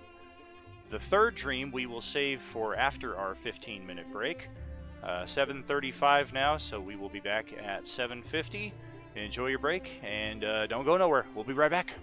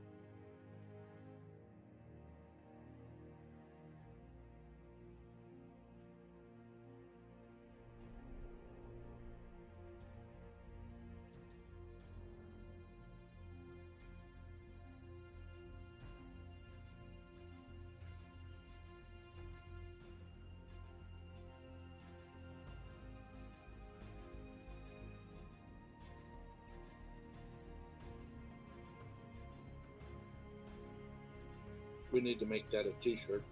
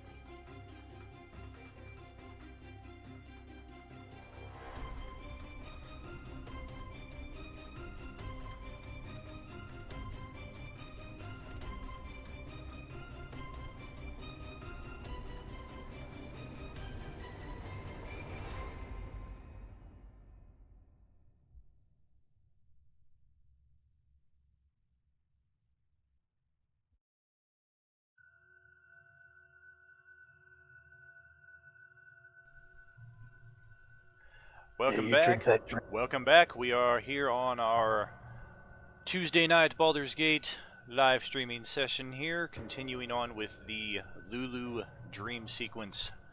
Now on the third dream, after defeating the Spine Devils in the previous one, you find a landscape filled with thick black smoke, and the smells of death and decay expands to encompass everything. The small devils that survived the previous dream kneel before you and offer to serve you if you spared their lives. Do you agree?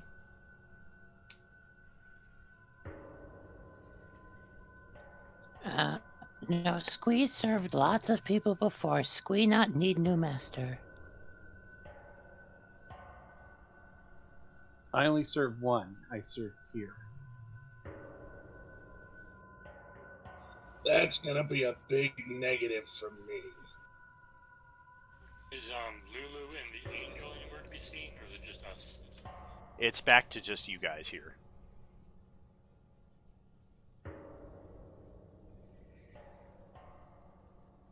I think not.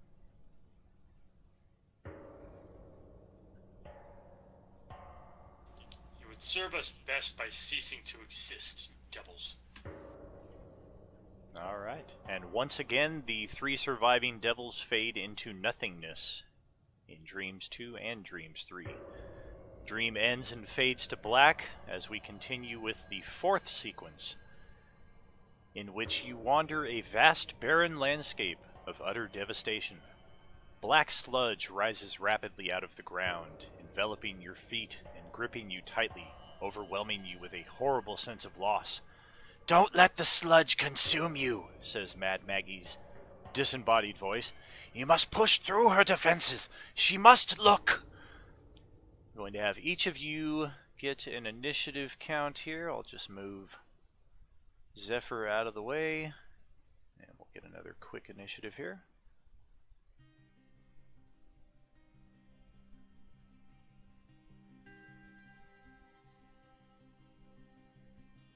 Man, Celestial doesn't have any dexterity, but he's consistently at the top of the initiative. Well done. Well, I have a +3 because of my aura. Oh, initiative. that's right. That's right. Alright, so each of you is currently restrained by the black sludge in the starting point of this dream. On your turn, you must use your action to try to get free of the sludge, either with an athletics check or a acrobatics check. There are further details here involving the results of dream number 3, but none of that is pertinent given what we did. So, Don, you're going to go first. Athletics or acrobatics? Athletics. More than enough. You managed to pull yourself free from the sludge, and that is it. For the rest of the dream, you may do nothing except use the help action to assist other characters who are still trapped. However, you do not have an action until your next initiative turn comes around. So, Nadir, how you getting out?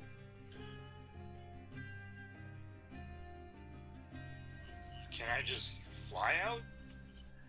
That would be athletics, I think, because you're still restrained by it, so you're physically pulling yourself out. It's just going up instead of laterally. Okay. So yeah, I guess I'll do that then.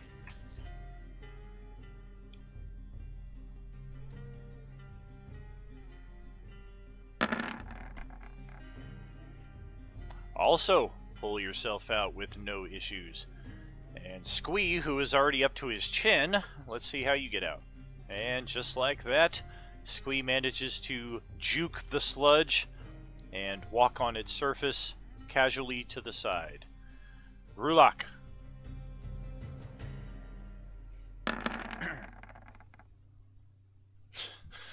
Of course, the fighter, the buffest one of them all, with a +8 to his check, is the only one that fails out of the first 4. It's been that type of night Right? so far.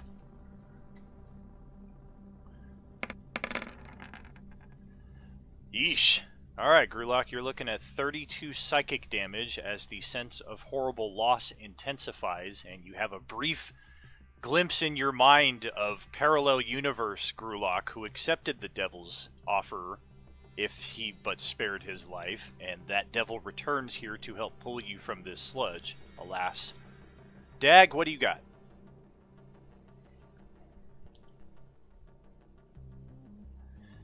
Oh, we're gonna have another one that can't get out. Struggling against the sludge, he's trying to pull himself out. He just can't do it. Looking at And why do we gotta have 2 Artaxes in our group?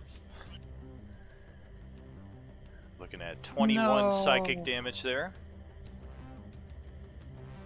And then top of the next initiative here, Celestial, pick one. Who are you going to help?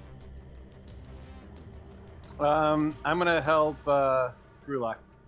Okay, and then Nadir or Squee will be helping Dag, so we'll fast track to Grulok's next roll, this time with advantage.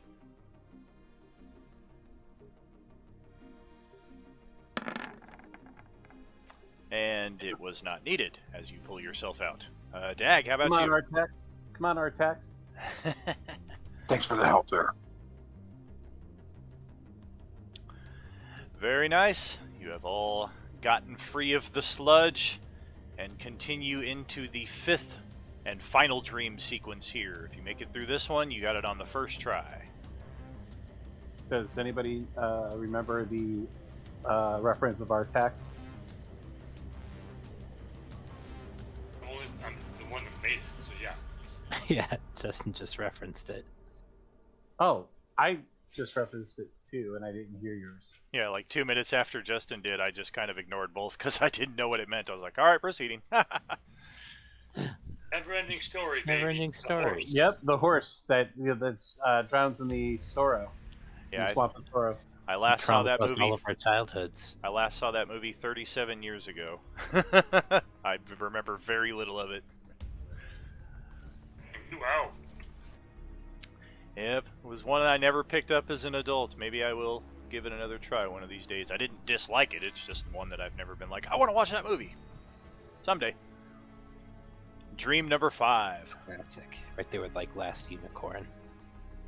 That's one I never saw at all.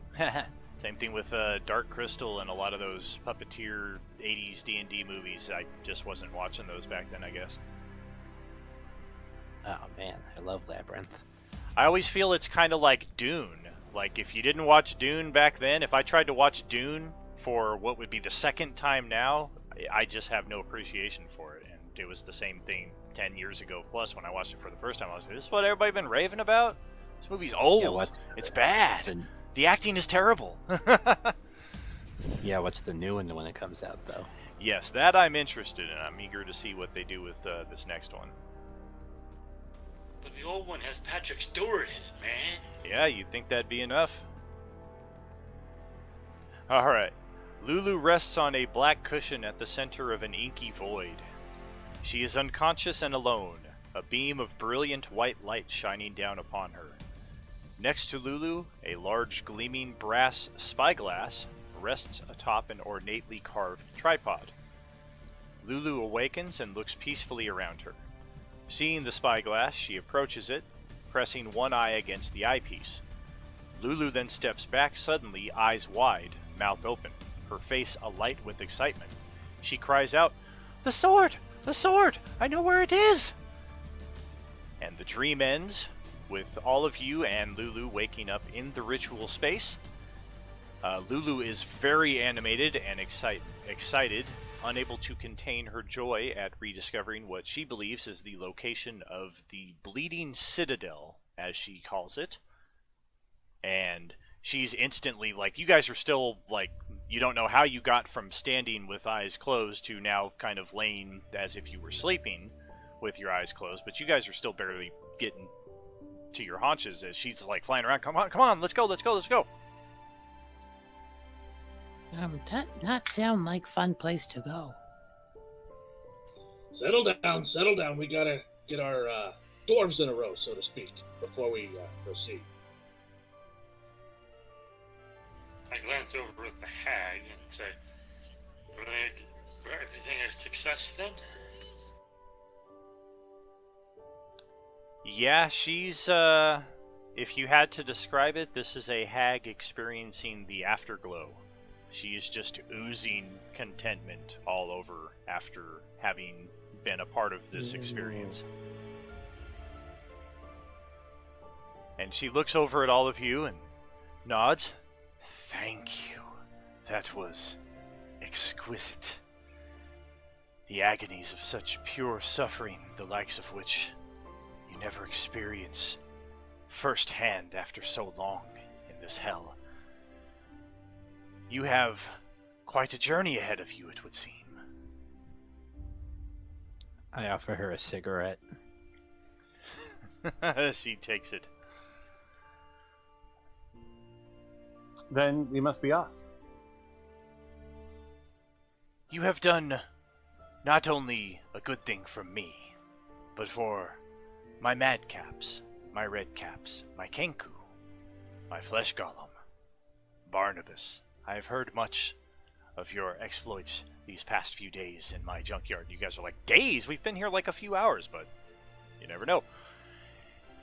I would be happy to assist you with the next stage of your journey. And she kind of waves her arm up in the air, and you hear the loud clanking of metal near the hand-shaped hill over here, as between the thumb and forefinger, the cave here opens up, and a functional demon grinder war machine comes rolling out, and Maggie's just basking and beaming in the presentation of this gift to your collective.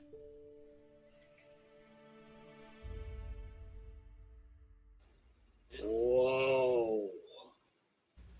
Is this for us? It would be my honor if you took possession of this and used it for your quest. Dag will start circling it, rubbing his hand on it, inspecting it, seeing if it, making sure that it's all in working condition and everything. It seems to be working well enough. It's got some armor damage to it, but there's not a lot of large, heavy metal scrap here in the junkyard that could be used to replace it. And Maggie just points that out as that's like the one repair they were unable to make, but you're sure to find ruined war machines all across the vast landscape. Perhaps you can find some salvage. I encourage you to collect extra parts as you come across them, as you'll never know when something might malfunction. These machines are powerful, but somewhat unreliable. We need a special fuel for them. Aye, you do. I have this one relatively fueled. It ought to get you by for a couple of days, but in case you have need for further fuel, she digs into her belt pouch and she retrieves 3 soul coins and passes them to... Who's taking them? Food! I'll take one. If you're going to take possession of the vehicle, you should take possession of the fuel as well. Gulak, you take one. And Squeeze taking the 3rd one. Food. Yes, for the car. That vehicle there, it eats them. Yeah, food.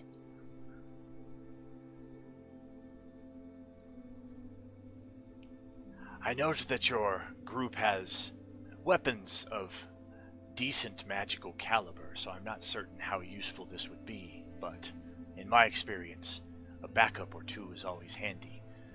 I do have a few silvered weapons lying around my stockpile, if you are interested. I note great sword, hammer, light hammer, dagger, short sword. I have silvered weapons of these varieties. I would be willing to give 2 of them, if you require.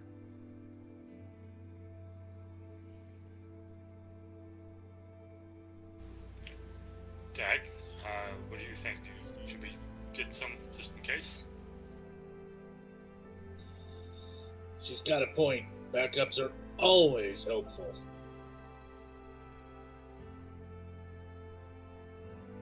Well, I personally have a pretty good supply of different weapons.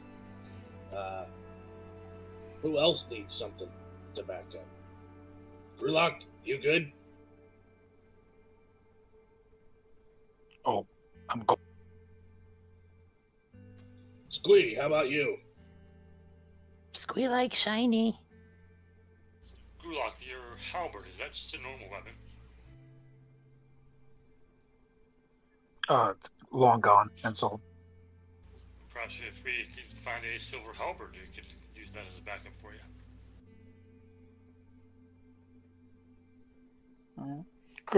Could do that. Yeah. So maybe Squee and Gulak here. A silver halberd for Gulak, and Squee, what would you like? Shiny. Some muscle mass would be good too. She gives Squee 20 silvered arrowheads for his short bow.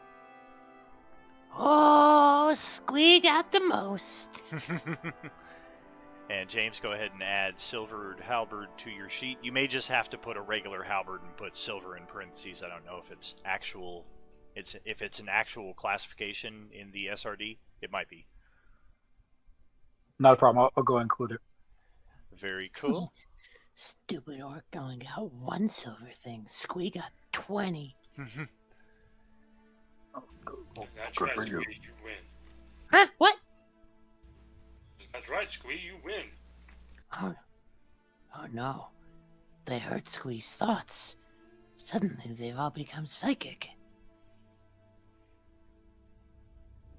Is the telepathic bond still up? It is not. I'm just talking out loud.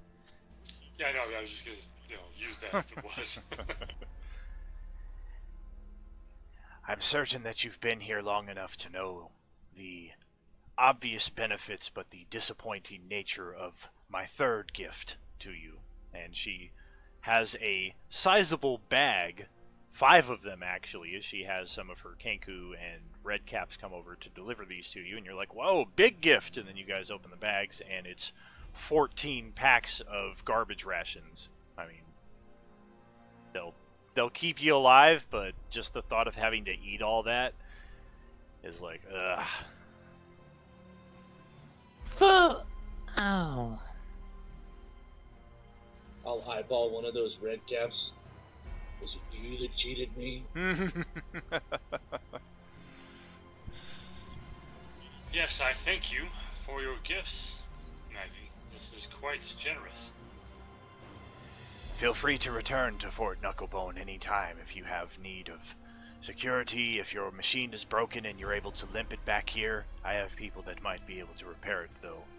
If the words of Chuck and Clonk are to be believed, your dwarf here is much more capable than any of my employees. I do what I can.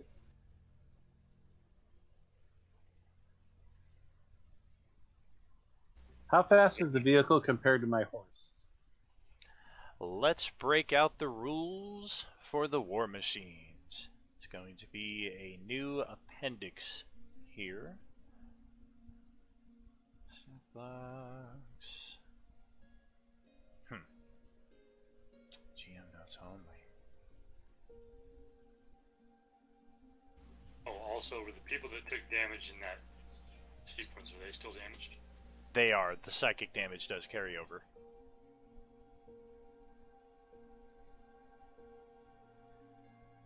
Looks like it's just the picture. All of the information is GM only on there, so I'll have to make some adjustments. Oh, here we go. This one is set up for player viewing. Rules for Infernal War Machines. All of these mechanics are known to you upon taking possession of this thing. They give you the full rundown of what it can do, what you might expect from it, what kind of mishaps have happened in the past, the potential effect of demon ichor when poured into the furnace. It's a bit of a lengthy handout there, so give it a look over for a few moments.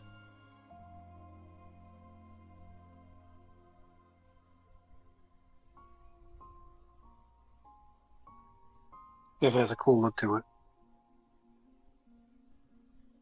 Yeah, and that's not even the one that you guys have. That's a lower model. Yeah, the mini for this looks awesome.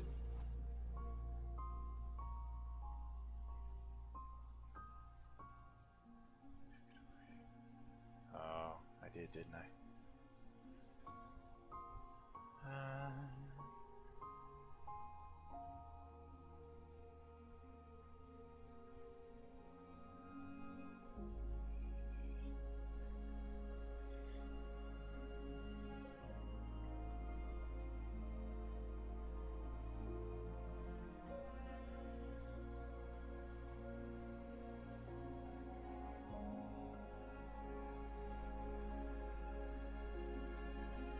This is, of course, not to correct scale, but this is the model that I was going for your demon grinder.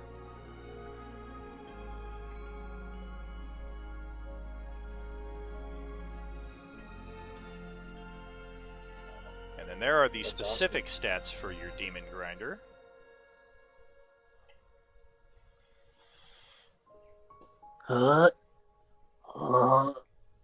It's perfectly set for a crew of 5, too. I I did notice that. Yeah, happy accident. What is its armor class and hit points? 19 AC, 200 hit points, And its speed. 100 feet. I would still prefer riding my horse. What's the speed of the horse? 60? 60. It'll leave you in the dust. And Doesn't like- mean you have to go 100. Why should we slow down for you? Get on the car, man.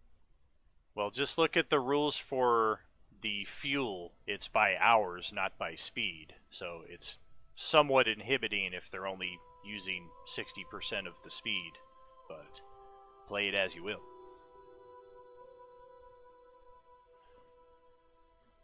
You know, I like just guess. a demon car.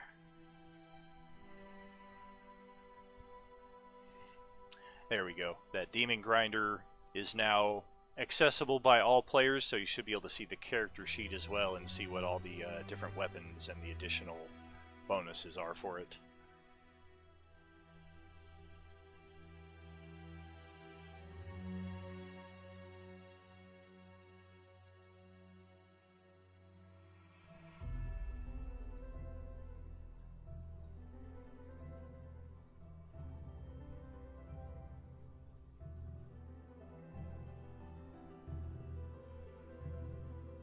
Hey, we have a turbo boost with Demon Hicker.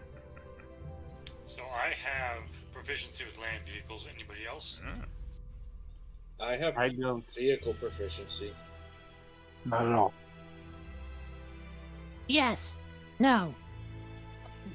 Squeak and try. Well, let him try. He can help you.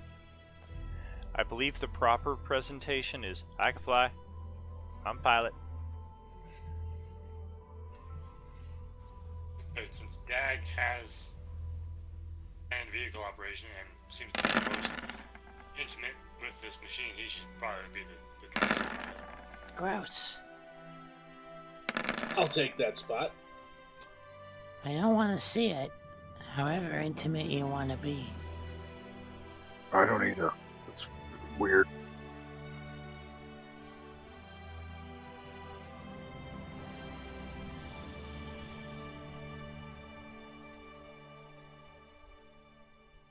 Everybody get a moment or two to look over the basic rules. Yeah, but Yes, for I did. some reason the character sheet's not loading for me. It's still, I got the spinning thing. Might have to close it out and bring it back up sometimes. It's the only way to get it to work. I I think James should do the drive so we can recreate the dust boot from way back in the day.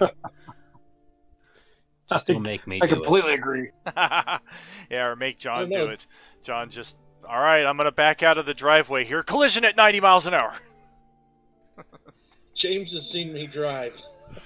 Yeah, me too. I was in the freaking car as you were like nestling up against the side of a sure death drop of a cliff there, going like 90. You know, Were you in the back seat, or was I in the back seat with that?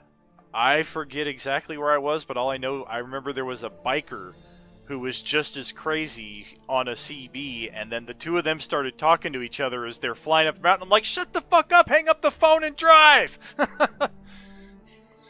It was pretty much like. Dan, weren't you also in the car when that guy hit me? I was gonna say, I had the pleasure of doing that twice with Jason when the guy, what was it, Beecher's Madhouse, when he just briefly clipped you, and Jason was like, that guy just freaking hit me, and it was like a high-speed chase down Rainbow Boulevard. I was like, ah!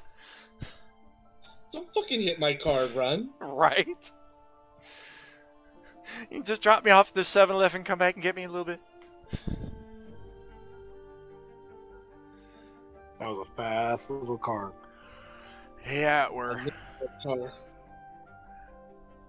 Alright, anything else we want to do here in Fort Knucklebone? We've explored all the side quest options. I think we've taken every feasible opportunity to restock on necessary stuff, but I never know if there's something you guys might have forgot, or are we good to go? Nope, I'm good to go. As far as Good to I'm go. concerned, we're good to go. Okay. It is an important distinction. On some levels, are we traveling in separate groups?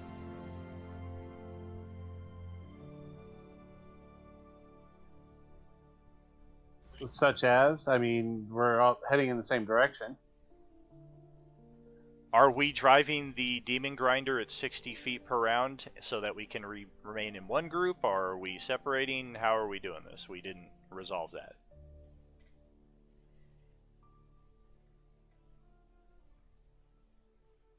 Again, I would prefer not to have to keep resummoning my horse. The vehicle has cargo space. You can put him on the car.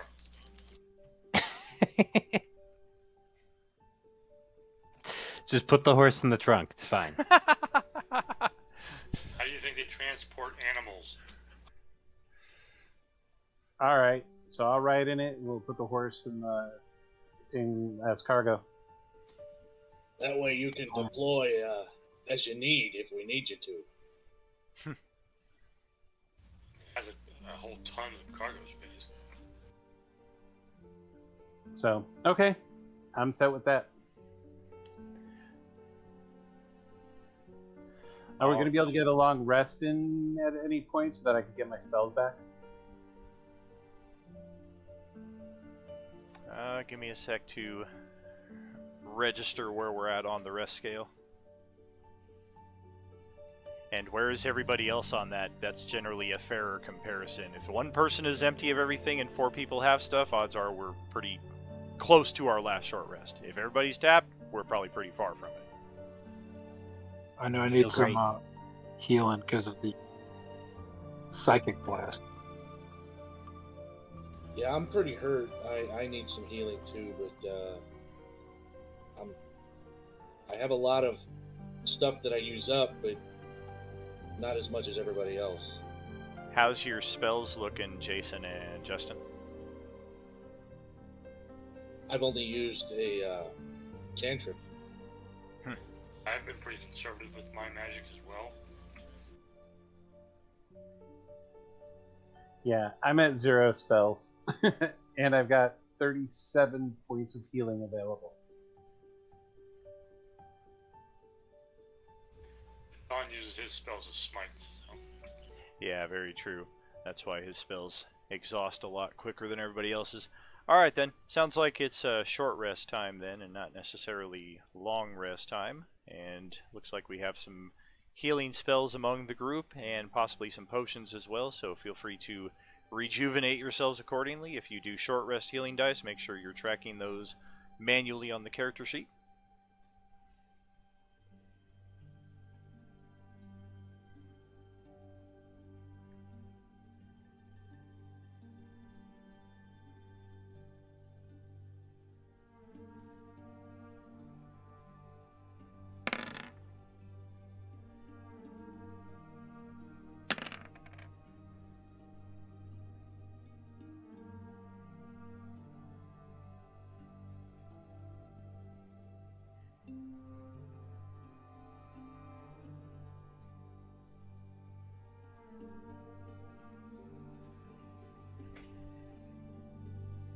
Again, I will use my Channel Divinity to bring back a 2nd level spell, and then I'll redeem my Channel Divinity as part of the short rest. Cool.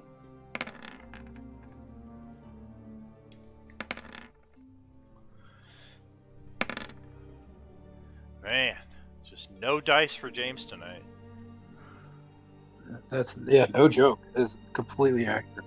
No dice at all, like not just, yeah. Ugh.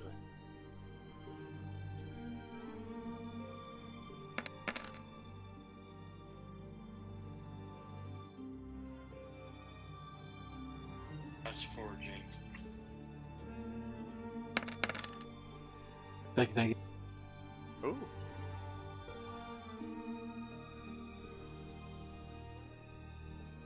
Damn, 21 hit points? Might not have needed to burn all those hit dice, James.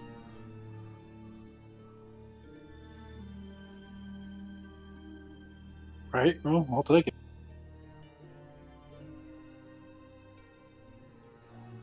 burned 3 and it put me almost back up to full. I'm short 1. But I think that'll be fine for right now. Right.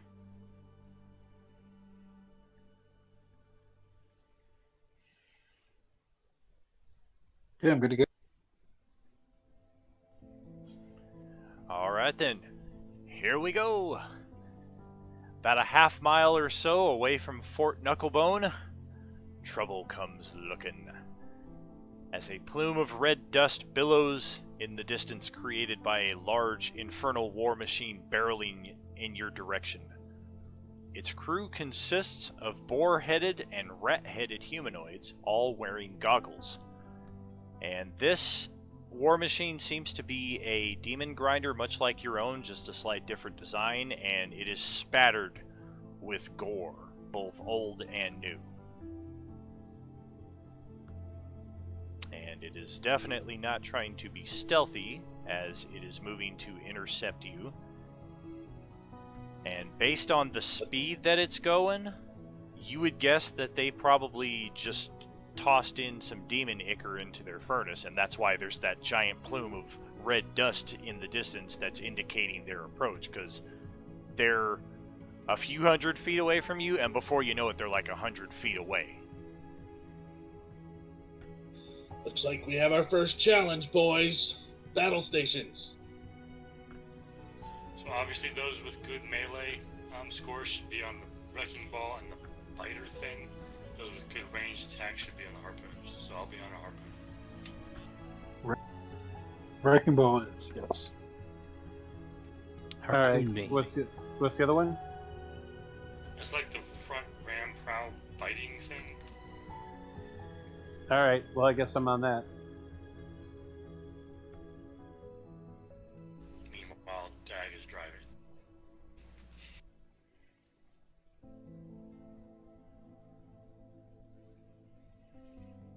Alright, let's go ahead and get your land vehicles operation check there, Jason, just to start it off.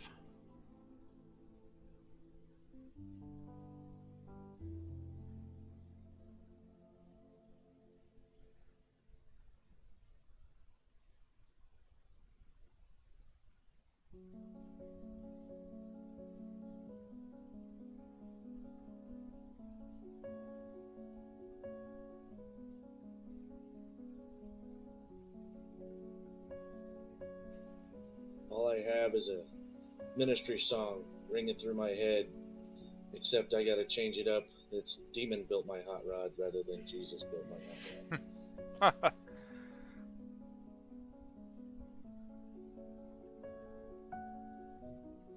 I don't know, it's a demon grinder. I mean, Jesus could have still built it. You don't know. True story. Either way, it'll work. Not exactly his style, but I mean, who knows what they left out of the book. For this grinder, which way do we swipe to say no?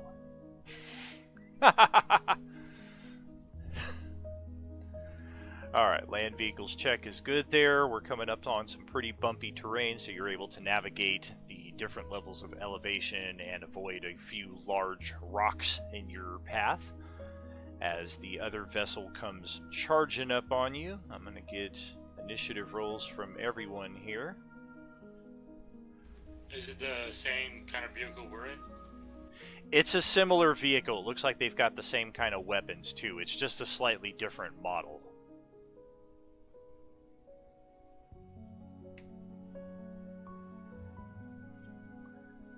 Alright, which one of you has the best initiative? Is that Celestial? I have a +3 on my initiative. I'm pretty sure that Squee probably has more. And I'm sure he's within 10 feet, so he'd get an extra +3. Not necessarily. It's a pretty big vehicle. Again, the vehicle I put on the map is obviously not to scale. Barely 2 of you can fit on that tiny thing. What is your raw bonus there, John? +4. 4. Okay, let's just see.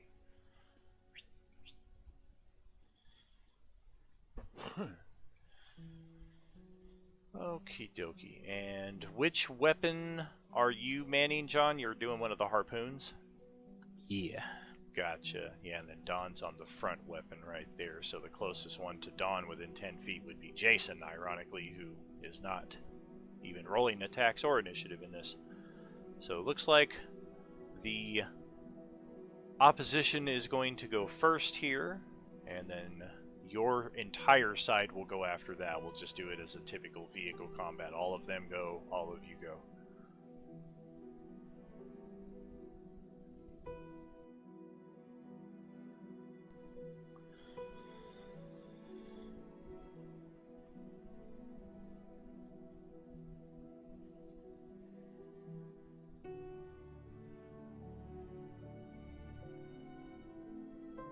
I feel like Does yelling out- driving require a concentration check? It does not. It just requires your action. Well, that's not what I'm trying to roll. like yelling out to the other car, "Do not come addicted to water." Do we have like a non-proficiency penalty on these, or are they all good?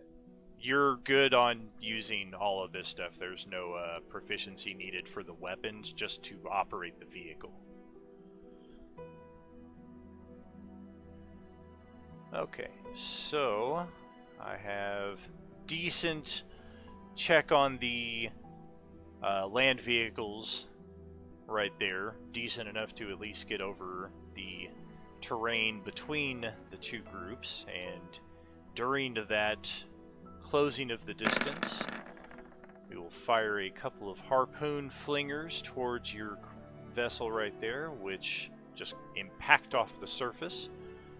No damage whatsoever. If you didn't read fully the rules, the damage threshold is a return to Saga Edition right there. Basically, if I don't at least do 10 points of damage, it's like your vehicle takes nothing at all.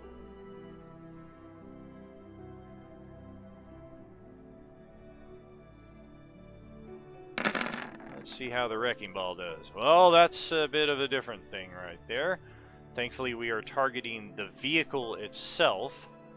So, 25 definitely hits, and 42 damage. Stop blowing holes in my ship.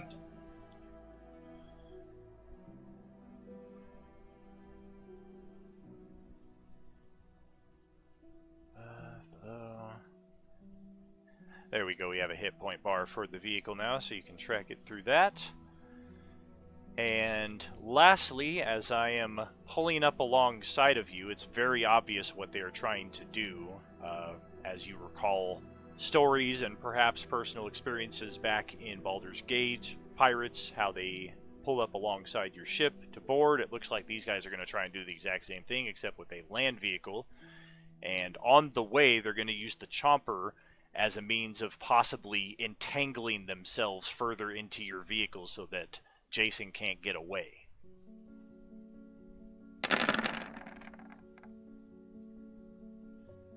And that is also going to hit for an additional 33 piercing damage right there, but not enough damage to entangle as was their intent. Instead, they just kind of bump up and they're cruising right alongside you right now.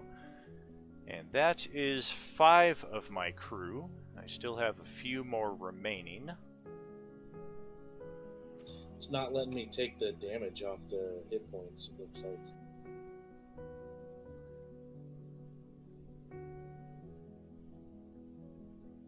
Is the base attack +9, or is it strength plus proficiency plus something else? It's just the block as written in the vehicle. Your personal stats don't adjust that at all. Looks like it's subtracted off of the damage there now.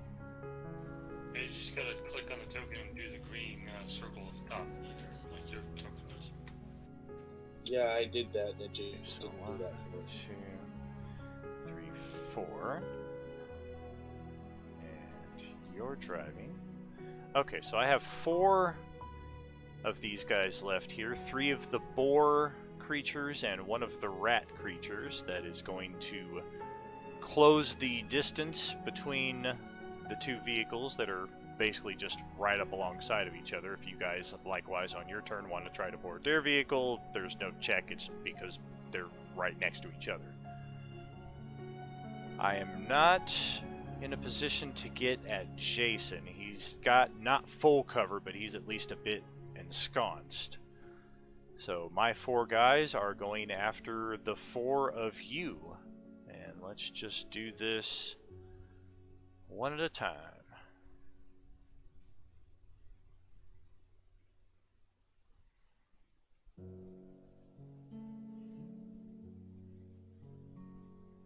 Okay, so on the goblin is the rat. I'm going to do a bite and a short sword attack.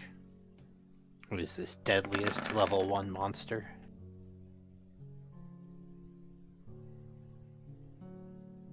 It's a nasty one. What? Oh! I suppose Yikes. we probably have to use inspiration point to not be a were-rat. The Rat King. A goblin were-rat? That sounds freaking awesome. Yeah, it does. Also, the stand. The Rat Man forgive you this time.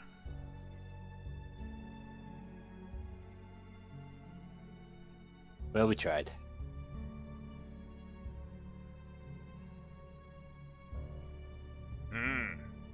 Yikes, natural 1.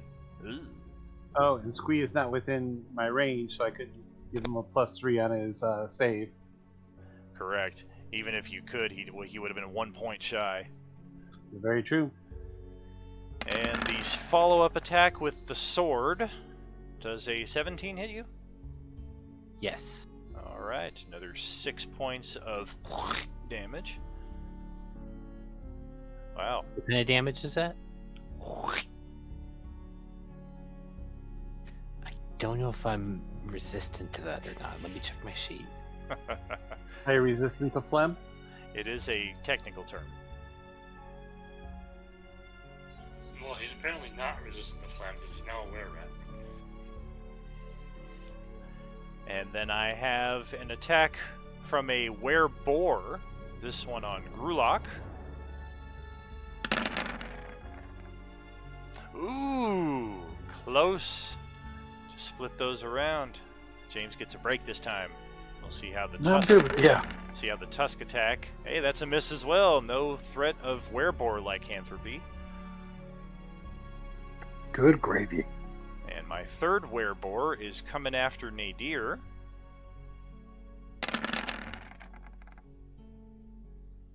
Ouch.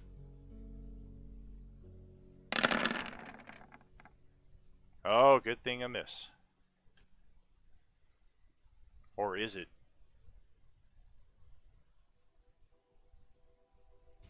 I have a 15 with my mage armor. Nice. And of course, when you are the Azamar passing through hell, you tend to draw the big bad of any group, as they're just like, oh, that one's mine. So we're going to have a named were-boar coming after Selephiel. Yep, near miss. And a tusk attack. That's a terrible miss. And that sounds like a perfect opportunity. Oh my goodness gracious. Did Raga Draga fall off the Kara? Yeah, Raga Draga has basically Last Crusaded himself down the tread of the vehicle, and he comes back up around near Selephiel, except now it's just all goo and guts and nastiness. Oh no. Well, that's a easy way to get rid of the big bad. He got grindered. Wow. Yeah, I sometimes. didn't even have to make an attack. Right? Sometimes the natural one will F me over just as much.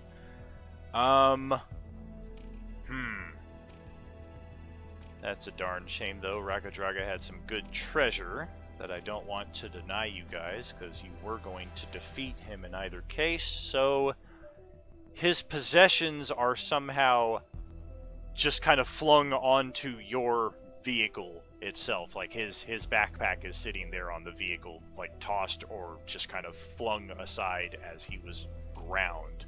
So you guys can go through that stuff after the combat concludes. That is the end of my team. Kind of wish you guys had gone first. My guys would still be alive right now, maybe. Or at least my big bad. Feel free to take your guys' actions in whatever order you want. Jason doesn't really need to roll a land vehicles at this point. You've got some pretty clear ground ahead of you here. Okay, well, since I do not have an opponent to fight, I'm going to use the big chomper thing on their vehicle. Very good. And we don't have to worry about facing or reality or anything, even though your vehicles are obviously they're side by side. You can easily just kind of do a quick change of direction and get in there with the grinder chomper. Yeah, I built a attack block for the grinder chomper. Oh, cool. All right. Well, I will take that and have some hit points left to spare. We want to do the Wrecking Ball from Grulock. Do I get 2 attacks because I have 2 attacks, or is that negated because of the chomper itself? Correct. The vehicle weapons are just 1 per round.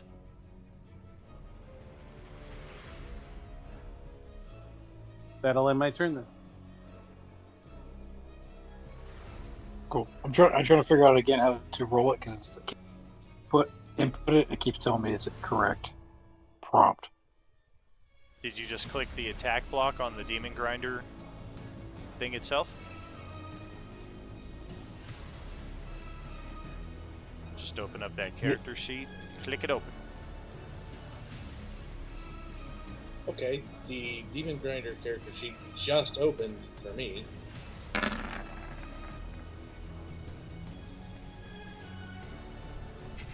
Dude, what hacker device have you used?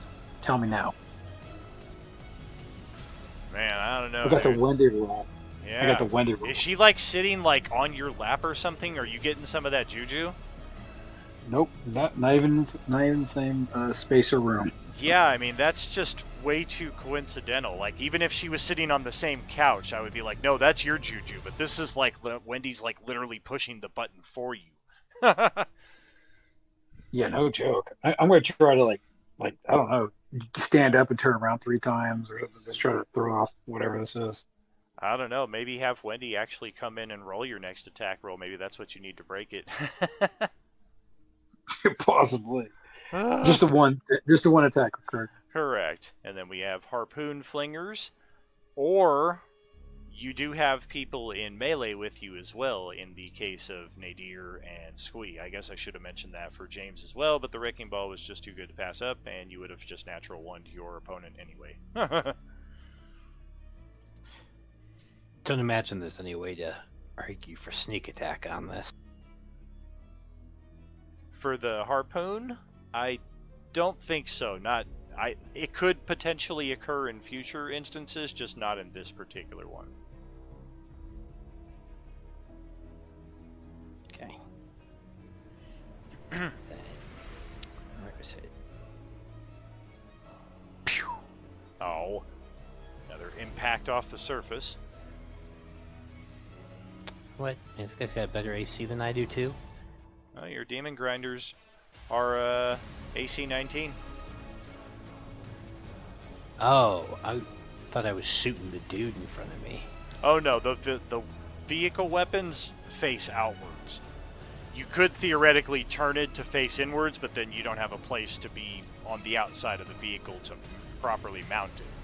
If you want to just drop the harpoon, like just stop manning the station and turn around and start stabbing this guy that's attacking you, you can do that. That's really what I want to do. I don't want this guy hitting me again. Okie doke.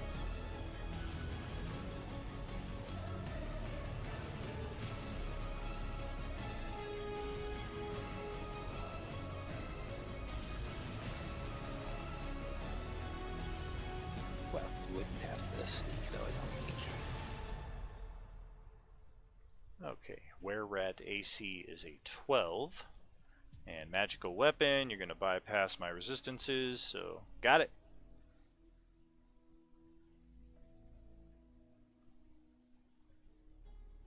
And then I'm gonna try to cower in my seat. I'll glance at the big boar guy who's trying to attack me. I'll glance over at the other vehicle with its crew. And just kind of hold my finger up to the boar like, just 1 second. And then I fireball their vehicle. Oh, nice. Alright, so I have a were-rat driving the grinder. And I don't have... And then I have a were-rat manning the chomper. So you could feasibly get both of them in the same space as the vehicle. Or you could get the third were-rat and the two were-boars that are manning the wrecking ball and the harpoon flingers in the same space as the vehicle. It's basically dependent on whether you're centering on the front or on the back. Can I center in the middle and just get them and not the vehicle? You would be able to get 4 of them doing it that way, but the driver would be too far out of range. I will go for maximum casualties with this. Alright. I don't know that there's a way to not hit the vehicle, though, but the vehicle's immune to fire anyway, so the targets are really all we need to worry about. Yeah, that's fine. I don't really care if the vehicle takes damage. I was just like trying to get as many of the occupants as I could.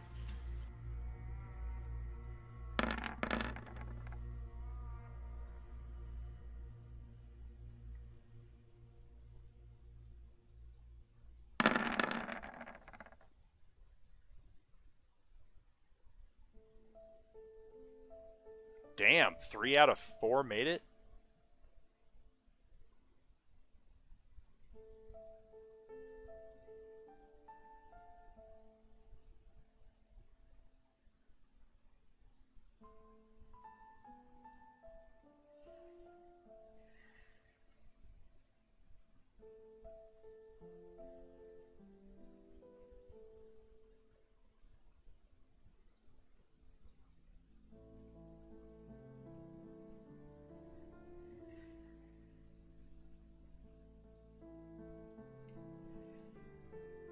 Alright, I got all that.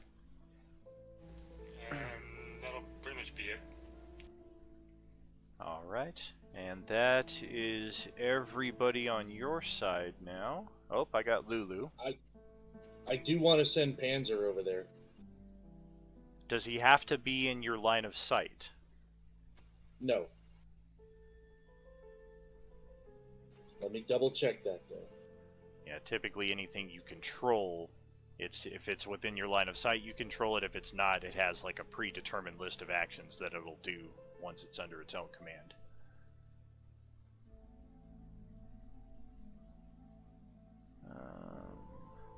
Oh yes. Well, the way these vehicles scream with the soul juice being pumped through the furnace and all the noise that it's just making, in addition to that being a giant mechanical construct, Lulu is a lot less timid about sounding off her trumpet here. Usually she doesn't want to draw attention to herself. But here we will make an exception, and we're going to do that fun Trumpet of Sparkles here. See if we can't get some radiant damage on the one that is on Celestial and the one that is on Squee. The one on Celestial is gone. Oh, that one fell off already. Yeah, that's right. So I'm attacking the one on Squee. I was picking you intentionally because I know you have radiant resistance, so at least it would be less impactful. But all right, so where rat on Squee and where boar on Grulak. So we're gonna need con saves from Squee and Grulak as well as my two guys. Well, good creatures in the cone take no damage. Are you guys good? So So I wouldn't have taken any damage anyways. Yeah, too bad my guy fell off the tread. Another one of those could have been.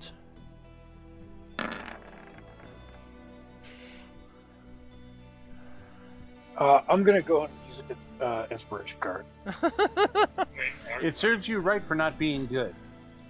You should both if turn you're, to if you're become good, you don't need to make the save because you won't take any damage. I am chaotic neutral. Oh! Here I am, the one who looks like a demon, and I'm actually good. Oh, that's funny. Alright, so were-rat and were-boar, let's see how their resistances are.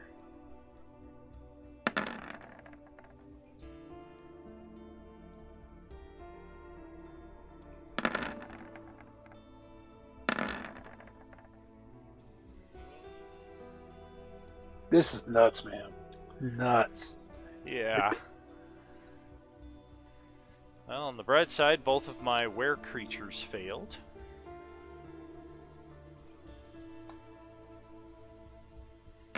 That'd be cool to have a were-boar dwarf.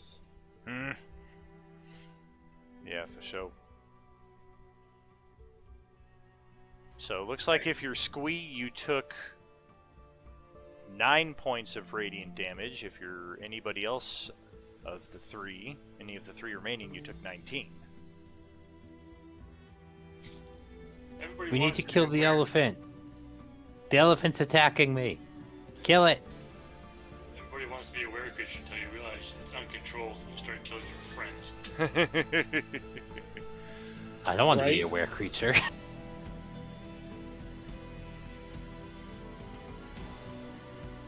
I was thinking more along the lines of when a pet and its owner start to look alike. Weasel pig and a were-boar dwarf. Yeah. There is a benefit to it, at least here in Avernus, because there's no moon cycles. So, in the case of lycanthropic creatures, they just get to choose which form they're going to be in. Alright, looks like we all got our hit points off of that. And did you get any information on Panzer during that, Jason? Yeah, I do not need line of sight with him. He can actually, if I'm unconscious, he can react on his own. Cool. So basically, I'm sending him over to specifically attack the driver.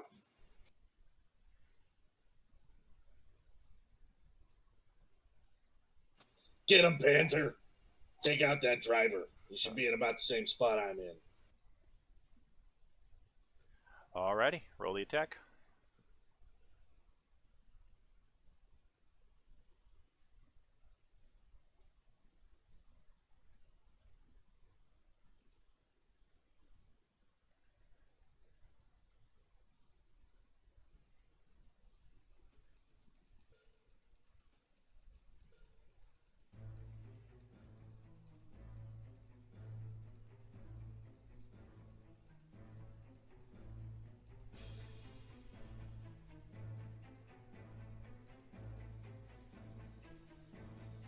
If anything is foolish enough to go near the hold where Zephyr is, he will attack. Otherwise, he doesn't do anything.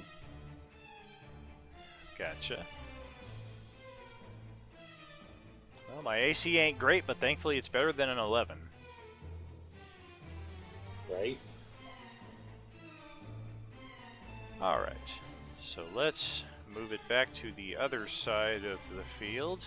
See what we have. My driver, who is now in a bit of a pickle here. Yeah,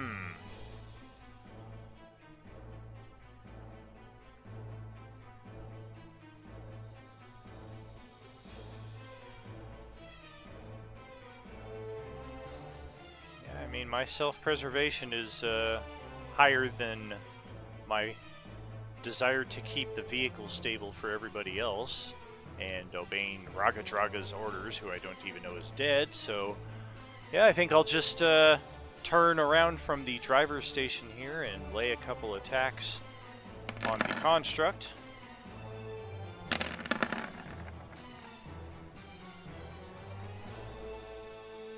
that will conclude the driver's turn.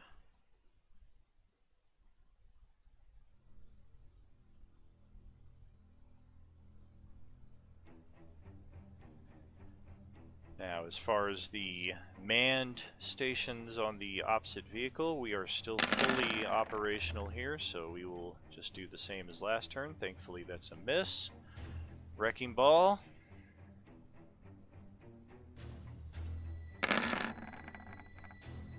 So you'd say this is a fully operational battle station? This fully armed and operational battle station. Yes. Fire at will, Commander. Well, that's How do you know which one's Will? That's another 47 damage off of your vehicle. That hurts. And these I am actually targeting. Oh, geez. Guess I rolled them a little too quick, but I am targeting crew members instead of the vehicle itself. The first harpoon is. Oh man. Well, let's see here.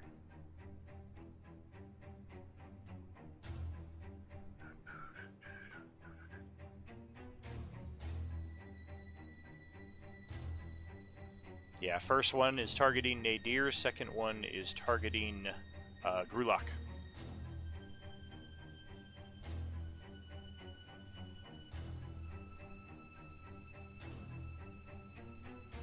So that will conclude the Demon Grinder opposition. Let's see who we have on board here. I have a dead Raga Draga.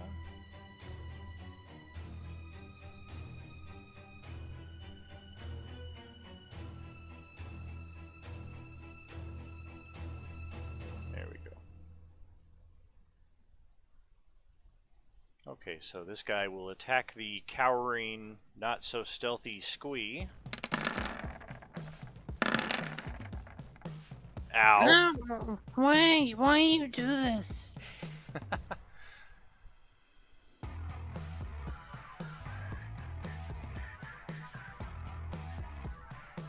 And this is on Grulak.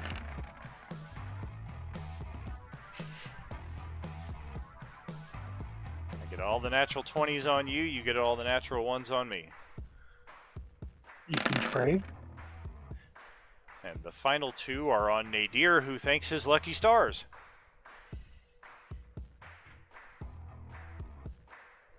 I'm a little busy being impaled into my seat. That's all I got for right now, so let's bring it back to Dag. What are you doing, and what is Panzer doing? Panzer will attack the driver again. Very good. And then I guess for your action, that's largely dependent on the terrain. And you do have a large gulch here in front of you that it looks like you're not going to be able to find any way across it, and if you fall into it, it's going to be a bad thing, so you're going to need to make a quick right angle here in a different direction. So go ahead and roll your land vehicles there, as Panzer is once again unable to affect the were-rat.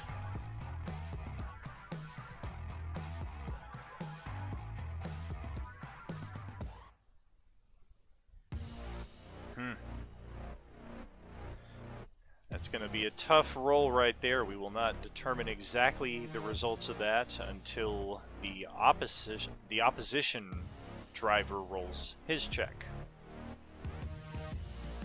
Copy that. It's not too late to boost your roll now, though, if you want, because once I roll mine, if it turns out that yours is no good, it is too late by that point to drop an inspiration. But if you feel good with the 12, then we'll roll with that. You know what? Which one's the inspiration? Never mind. I'll look at it. Let's go ahead and drop an inspiration. Why not? Excellent.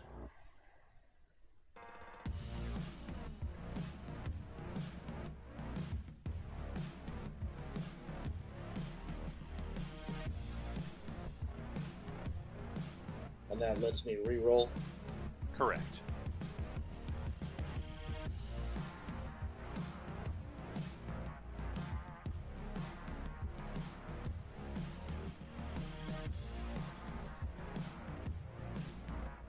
Oh, better. much better. I'm going to be hard-pressed to beat that.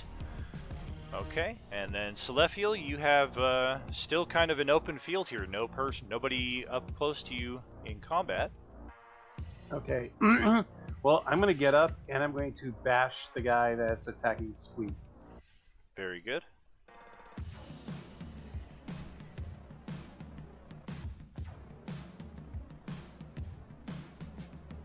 I can almost see you tapping him on his shoulder, so he's facing you when you hit him. Oh, I get nice. advantage, right? Exactly. I was going to say, just because there's somebody next to him, of course he would move into a position for the maximum benefit, and that is a dead were-rat. You saved Squee! And then I'm going to move and I'm going to try the same thing with the one on the deer.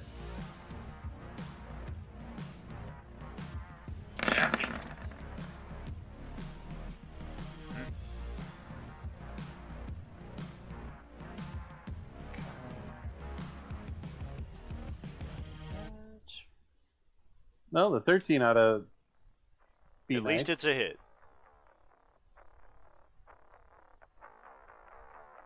And of course that'll end my turn.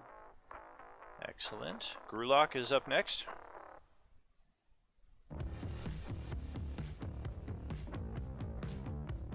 With the wrecking ball, correct? You could if you want to attack the other vehicle, but you do have this werebore that's kind of breathing down your neck and attacking you, so you might want to focus on him with your greatsword instead. I find your counsel wise, and I will follow it.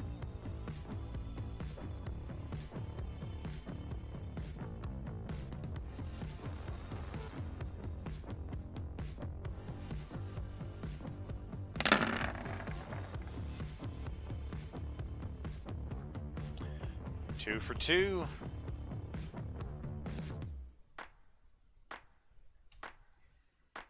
Nice chunk of damage off of the werebore.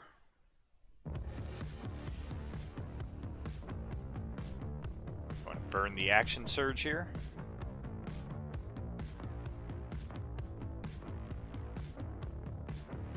Yes, I will.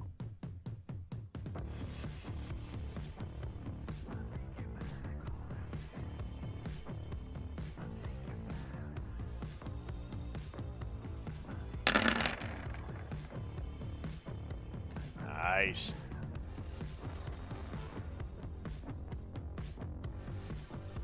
That's exactly Definitely a enough to change finish of it. course. That's perfect. Yeah, nice turn of the tide there.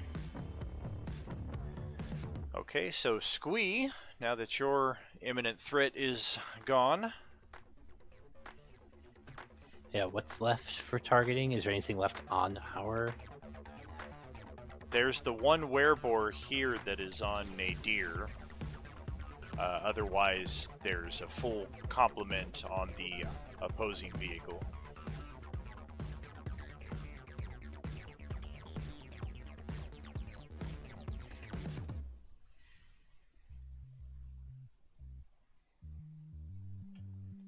Supposed to talk. Am I able to get up and over to the one on the deer? Or is there no terrain to do so? Oh yeah, you can easily maneuver around your vehicle to get up next to the one that's attacking him. Then I will stab him. Heck yeah. But it do extra because I'm little.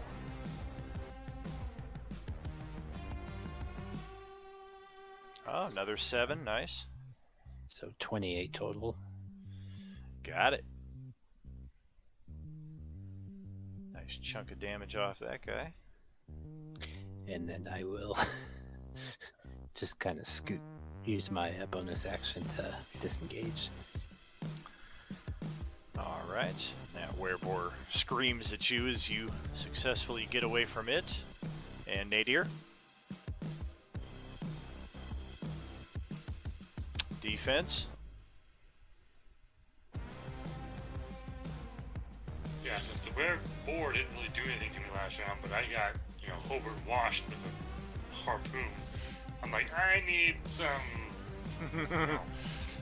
alternate targets for them to shoot at, apparently. Yeah, it was almost like the guy at Helm's Deep that caught the ballista bolt. Alright, I think that's everybody. Nope, Lulu.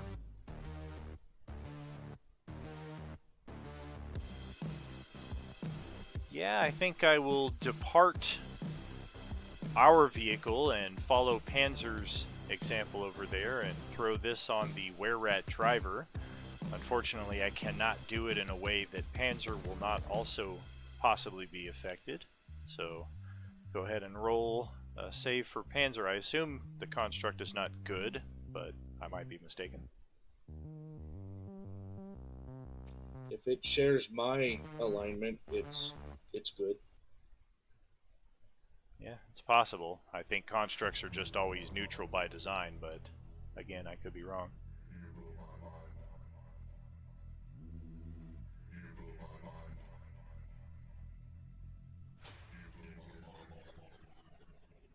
It actually doesn't say. Yeah, it just says medium So construct. we'll give him a save then. What save do you want? The con save.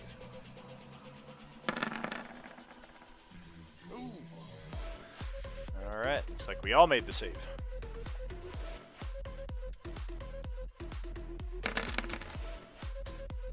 Alright, so the driver and Panzer will each take 19 radiant.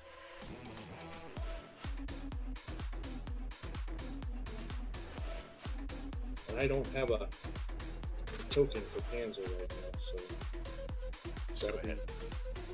Drop it off the character sheet there. And that'll bring it back to the other side here.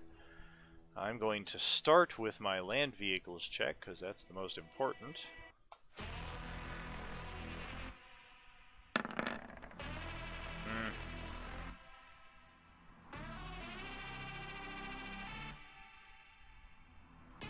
That doesn't look good for them. Not at all. Yeah, Dag is able to spot the gulch in time to manage to veer away from it, but because of the other vehicles not quite entangled, but it's like riding right up alongside you, they don't see the gulch until it's too late. They don't have enough time or talent to veer out of the way, and the last thing you see is this thing trying to screech to a halt, and it just kind of falls over into the gulch, and then you hear a loud bang, smash, crash, kaboom. No, Panzer! That'll be alright. I'm building a new one. There's plenty of scrap around here. Thankfully, Lulu was flying, so she was not carried over with the thing as she comes flying back, and she just appears very happy about the resolution of this particular combat. There's still a werebore on our truck. Yeah, well, she can't do anything about that, but we can bring it back to the top of our initiative here, which is usually Celestial, so let's see what you got. Alright, I will take out this werebore. Yeah, the werebore might have focused on Nadir if it wasn't so distracted by the mirror image for one, and then just caught off guard and in shock at, I'm the last one? I'm the lowest level one of all of us. How am I the last one here? Alright, and again, I'm flanking, so I get the advantage.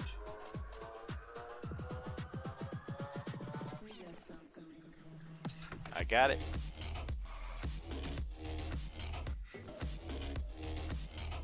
And that will end my turn. Fantastic. Grulok, see if you finish this thing off. I'm hoping.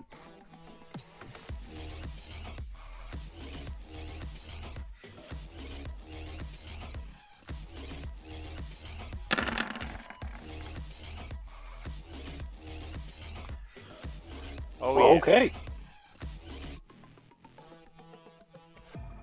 Wipe yourself off, man. You dead.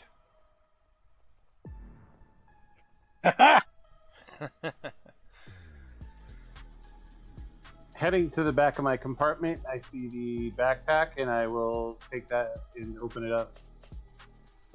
Those guys were like really mean.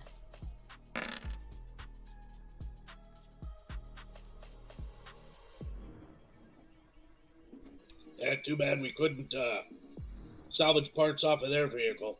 Yeah, well, let's continue. Anybody got any of that ichor?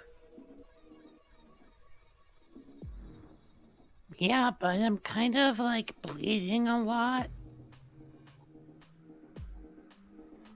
As Nadir heals himself. Oh, God. I'm going to. How badly hurt do you look? I'm not nearly as bad now. I just healed 11 points. So I'm feeling a lot better. Oh, squeak. I am beyond bloodied. All right. I'm going to give you all 30. Actually, all 37. 30 Don't for give- you, 7 for. Yeah, 30's How much good. do you- Okay, 30 for I you, also 7 for need Nadir. healing. I'm very important to the group. I'm just going to say that, but give some to Squee. I should get some healing as well, because I'm... All right. Yes. 20 to Squeak, 17 to Grulak. Got it.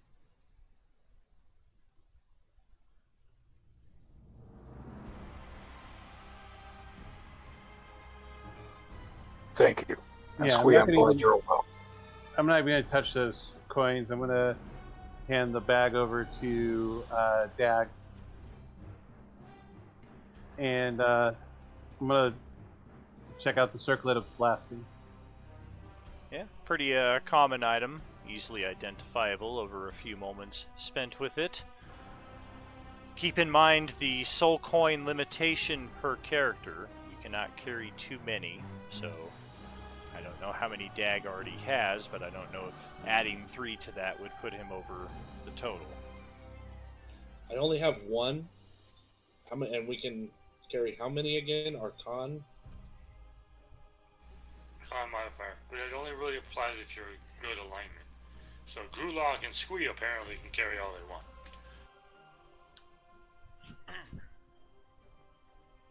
I don't know why you said it like that. I think we deserve it, maybe. So, you know, I mean, but I that's my don't opinion. know. I mean, what is an alignment? How would you even know And- that? I'm going to hand the circlet over to Nadir. I will look it over and be like, that's handy. That should probably go to somebody who doesn't have a lot of ranged options. Maybe Grulok or yourself. Let's give it to Grulok. That way he can, he has a backup to help him out. That's very kind of you. And I will take this gift and honor it and treasure it and make it mine.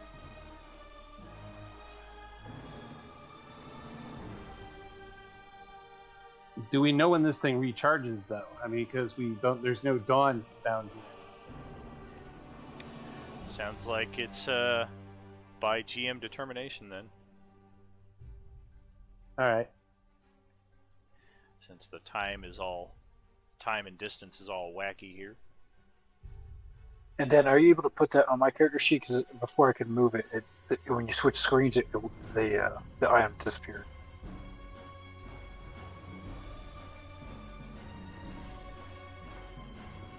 The It's on circlet? if you scroll down, it's right above. It's by like the demon grinder entry and stuff like that on the.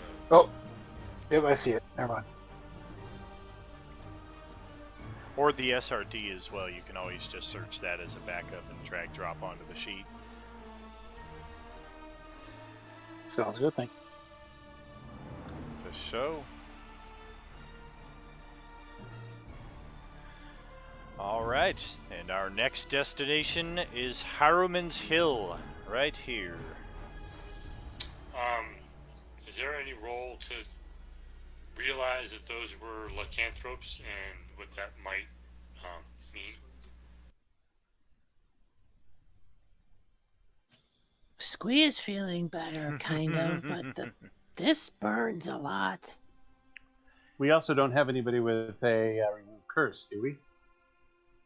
There's no roll necessary for it. I would say it was pretty obvious what they were, even if you haven't experienced it directly. Just your passive knowledge checks, I think, would suffice. Alright, so knowing that, after we've kind of healed up a little bit, I'm like, alright, pretty certain those were were creatures, lycanthropes, which means if they bit you, there's a chance that it infected you. So we need to check for bites. Who was bitten? I sheepishly raise my hand. I was not. I was not bitten either. I mostly took that javelin. Stomach. Celephiel had a big bad kill himself trying to attack him.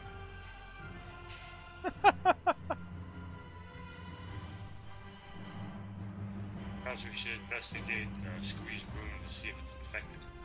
Not sure how to tell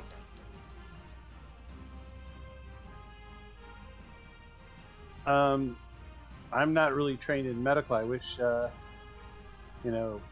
we had our cleric with us still, but alas, that was not meant to be. Somebody can drive for me. I'll take a look at it. I will take the wheel. It stings a little bit, and when I push it, it smells like blueberries.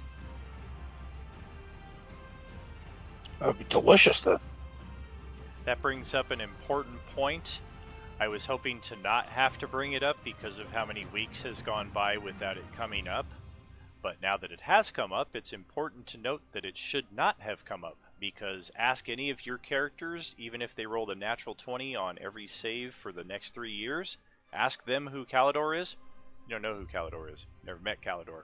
Oh, so our memory has been completely wiped of them? Correct. I Okay. do have intentions for some of our NPCs that are still lingering out there, and in Calidor's case, I think like 6 weeks had gone by without anybody mentioning, so I was like, I'm just gonna and hope that remains the case. But since it came up, it is an important distinction, so in case anybody ever decides we want to try to find him or find out any more information about that, I know Justin inquired into it when we first took the character out, and I intentionally was like, we're just taking the character out, and we'll leave it at that, but there is more to that story potentially. What about Hezra? Hezra and Zhang-Hun you do remember. Your memories have not been altered of either of those characters, just Calidor. Who the hell is Calidor? Ah, got it. Thank you. Well, that's Exactly. important. It is important for my character because he remembers everybody who's fallen under his command. Because of his whole background. So if I had forgotten Calidor, it is a big deal to him. It comes up. Yeah, for sure. But actually, though, he wouldn't have been under... Oh, yeah, he would have because of the whole... Never mind. Brain fart. You know, that's the problem with getting old. Gosh darn it. So yeah, we are able to identify that a possible lycanthropy exists within our group. Okay, you just want a medical roll? Oh, not at all, unless you have the means to cure the lycanthropy with the medical roll. You already know that it exists. Does anybody have the ability to cure, remove lycanthropy? Or Maybe the shield can make it go away. Maybe if I hold it. the shield can't heal? I don't think it's a good idea at all. I have rolled Arcana to see if I know what it takes to cure lycanthropy.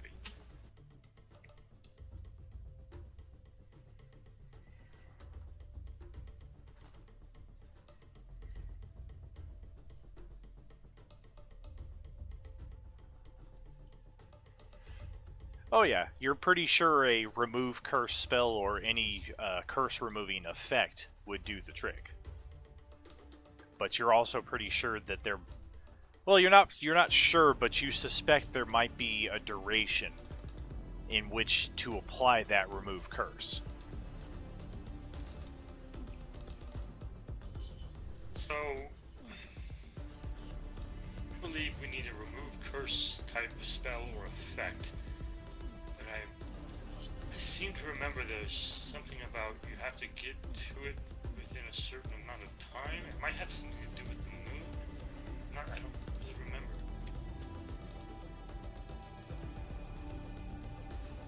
I might be able to do something about it, but I don't know yet. Yeah, unfortunately, I do not have the means to remove curses. Yeah, that doesn't come under my spell knowledge. It's okay. I'll probably be fine. I don't really feel any. Oh. If it was, Do you guys have any cheese? if it was attacked on the limb, could we remove the limb and would that stop it? I don't believe so. It is a magical curse, so it just once it has infected you, you are infected. It is almost soul deep, if you will. Does cheese help, like the goblin said? Because I have some cheese. I have a couple Oh, of gimme. Well, you don't need it. They need it for the werewolf stuff. No, I really need it. Oh, that's My- gross. I see it written on his character sheet. Grulok from Unda Cheese. Gimme. Well, I don't know what it is. I don't care. Gimme. I'll So throw I some rolled an dried cheese. Arcana to determine whether my lesser restoration will work on it. Out of character, I know it won't, but making sure Dag understands that. Correct. Yeah, he's confident that won't do the trick. That's like the lower version of what he's looking for. If only he had the next tier up.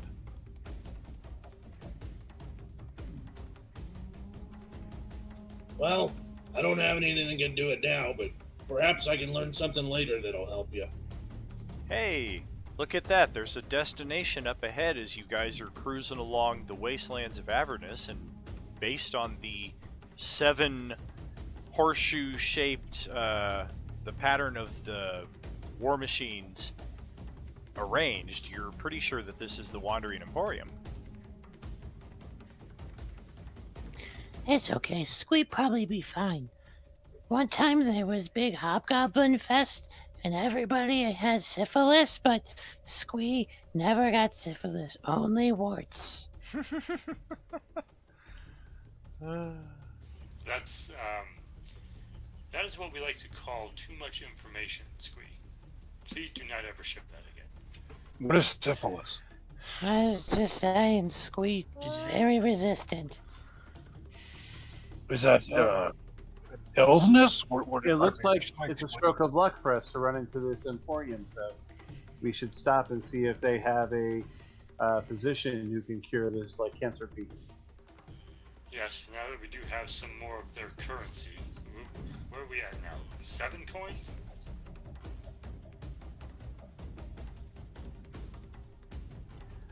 I think so, because you got the 1 to start and then 2 packs of 3. Right, so we have 7 coins that we can barter with, but we should make sure that what we barter them for is for the good of the group, not for selfish reasons, not for one meal for one person. But what if it's like a really good meal? I'm not exactly comfortable bartering with them to begin with. I would rather collect them and help save them if we could. But This might be what we need to get him his cure, though. We must think of the good of the group first. So yes, if we have to barter one of those things to keep Squee safe, then that's what we should do. We won't start there, but that may be what they want anyway. Celestial care about Squee? I am protective of all that's under my all of my companions. There's a human fighter approaching the group with a handy haversack and a name tag that says Matheson with a big giant smile on his face, and he's waving at Celefio. Oh, I smack him with the hammer. I help. It's evil. Gotta die. He's a good guy. Does he have a bag of holding as well? He doesn't need that. He has a handy haversack. It's like 5 bags of holding. So we're going to smack him and take the haversack and, because he's Poor obviously Magnuson. evil. I tried to do you right, man. They just won't accept you no matter what the party composition is. He hung with assassins. I mean, he had to be evil. Can't argue Come that. on, that's like first grade stuff down here. This is that situation from the gamers tenfold. You're in hell. Oh, there's some dude over there. Oh, hey, buddy, let's join the group. Yeah. Well, the Emporium is, if you had to guess, in the midday business hours right now, although you could have sworn it felt like night a short while ago, but nevertheless, it's midday right now. Your stomachs are telling you that it's time for breakfast, so you've got 3 different times going throughout your heads right here. And who do you wish to seek in the Emporium to cure this particular malady, or do you need me to go over? Bernie. Right for Bernie? All right, we can do that. Bernie is our bestest friend. Yeah, if she can't cure it, maybe she knows who can. And I will eat some rations from my saddlebag. Do you know what kind of materials we're going to need to repair this?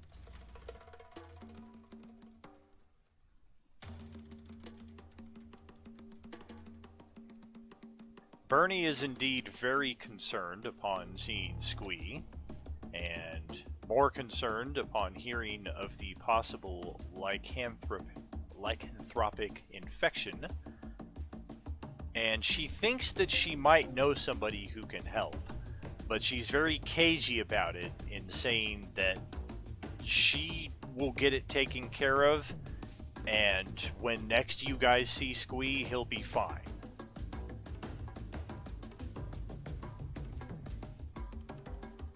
Well, Squee, what do you think? Squee trust Bernie. Bernie squeeze Very balls. All right, and within a matter of a few moments, Squee experiences several different emotions, none of which he will remember, as Bernie takes him below to the subterranean level of her barbershop, because every barbershop needs a basement.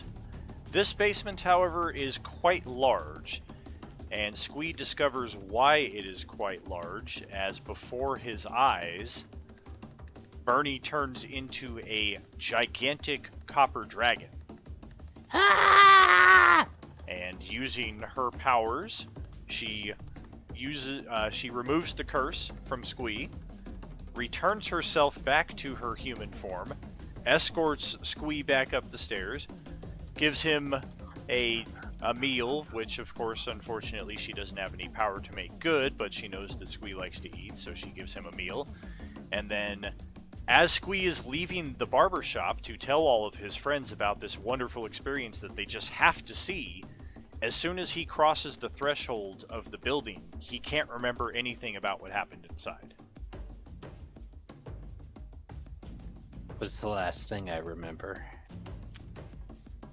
Arriving here in the Wandering Emporium, knowing that you were going to go see Bernie, but you don't remember actually making your way to the shop. Got it. We'll take a look at him as he comes out. Does he look like he's cured? Oh. Hey, sorry, my head feel kind of funny. Anyway, do you have that cheese? Yeah, I was waiting. It's right here. What did Yeah. she do? Did she use a remove curse on you? How did she fix you? Huh? Excuse me. Let me give him some cheese first, so it helps you think and recall It things. does. Yeah, he's So right. Gorilla hands over some dried cheese, or cheese slices they had in his pack over to Squee. Oh, thanks. Well, which of maybe course it's- are old and moldy. That doesn't matter. He's eating it. You're very welcome. maybe it's probably because I'm becoming a rat. Bernie said that she was going to heal you, but you would not remember it afterwards. So I will take that as All right, yeah, we have You to don't go remember see this. her. Well, no, you've already seen her and you don't remember it, so apparently she has done what she promised to do. Okay, I think I would remember.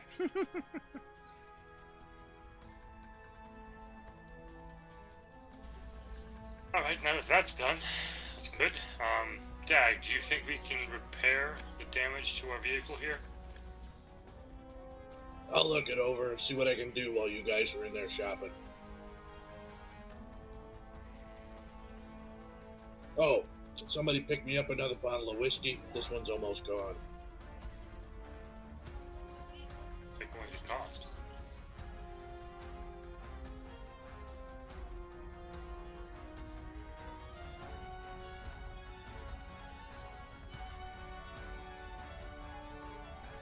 I'll ask around about whiskey. Oh yeah, that was back over at Stedman's cafeteria in the center of the Emporium, and you're able to get a bottle for 10 gold pieces. It's a bit highly priced, but it is pretty rare.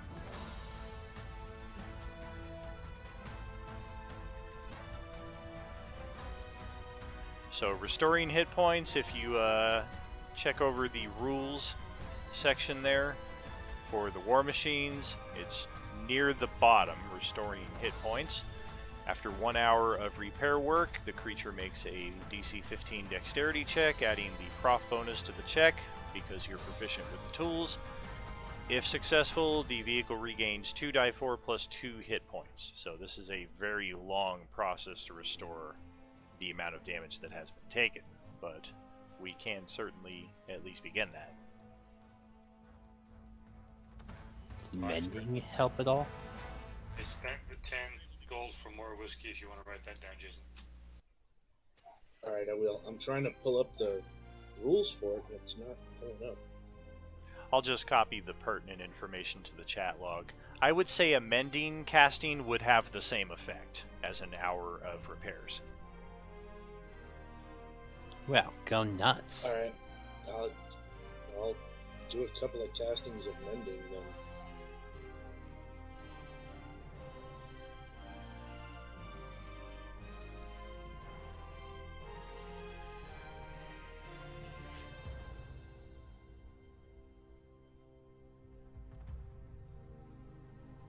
And then with any extra time, I'll see if I can gather up some scraps or whatever that's laying around and build another Panzer.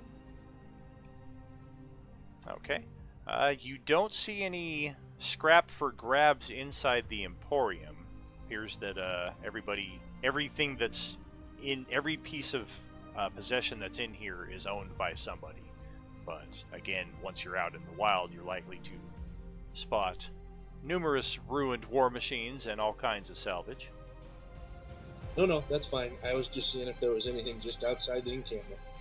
Gotcha. Yeah, nothing immediately outside of it.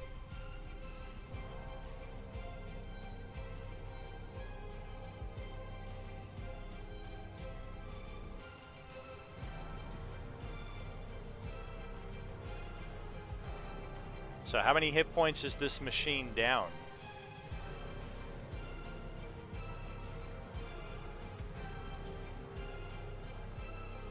It's like almost 20. About 3/4. It wouldn't subtract the hit points when I would type it in. I don't know who typed it in the first time, I was but doing when it. I would type it in, it wouldn't subtract. Yeah, I kept track of it. It was at like, I want to say it was at 78. Exactly. Yeah, 78 of 200, so it's down 122. So you're going to need to spend 122 minutes and 122 castings of mending to effectively repair this thing back up to full. I can technically do that. I mean, does that break the rules? Because I'm not really sure how that kind of rolls out. It doesn't feel right with you can cast as many cantrips as you want. It works in this instance because you're saving yourself time, and a magical solution is often a shortcut to the physical solution. You could spend an hour repairing 2d4 plus 2 hit points, or you could spend 1 minute casting a mending to do the exact same thing. And you actually wouldn't have to cast it that many times because each casting is going to repair 4 or 5 hit points. So we're probably talking like 40 or 50 castings over an hour or so span.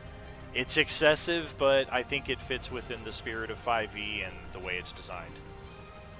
Okay, well then, in that case, is there any upgrades that it looks like I can make, like repair something so it looks a little more hardened, or I don't know. I'm reaching. That you'll still need the actual metal plate salvage for. There's no mending or repair work that will create extra armor plating for this vehicle, nor bring 2 pieces of it together to create another armor plate. No, that's fine. That'll at least help me know a good mental list of what I need to salvage quickly off of anything that we do come across. Because the less time we spend doing that, the farther we get without having to use another stupid coin. I do not like using those. Oh yeah, and we'll definitely explore some further options with the war machines at a later time as well, because there's other weapon emplacements that can possibly be added on as well, but they're not typically just available for sale unless you're willing to start forking over some soul coins for that. We could use some more demon ichor if we can find it. Oh yeah, the faster we go, the farther we get, the fewer coins we gotta use. Yeah, there's a guy here that sells the demon ichor for 100 gold pieces per vial in the Emporium. And it is pretty vile. Did we want to procure any more of those? No, I'm Well, good. as far as gold goes, I can only pull up one.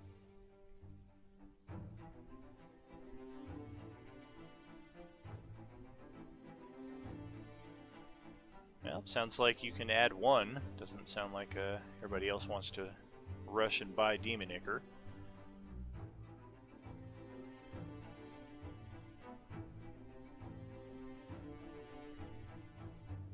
Alright, I guess I'll What about repairing the ceremonial dagger and selling that?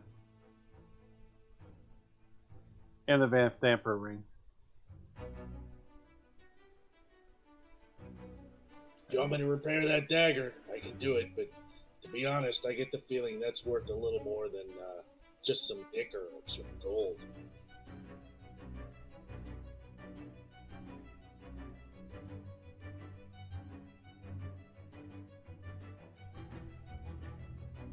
Okay, well, we don't want the game to end on a lingering and lengthy mercantile, so we will pick it up on that note next week.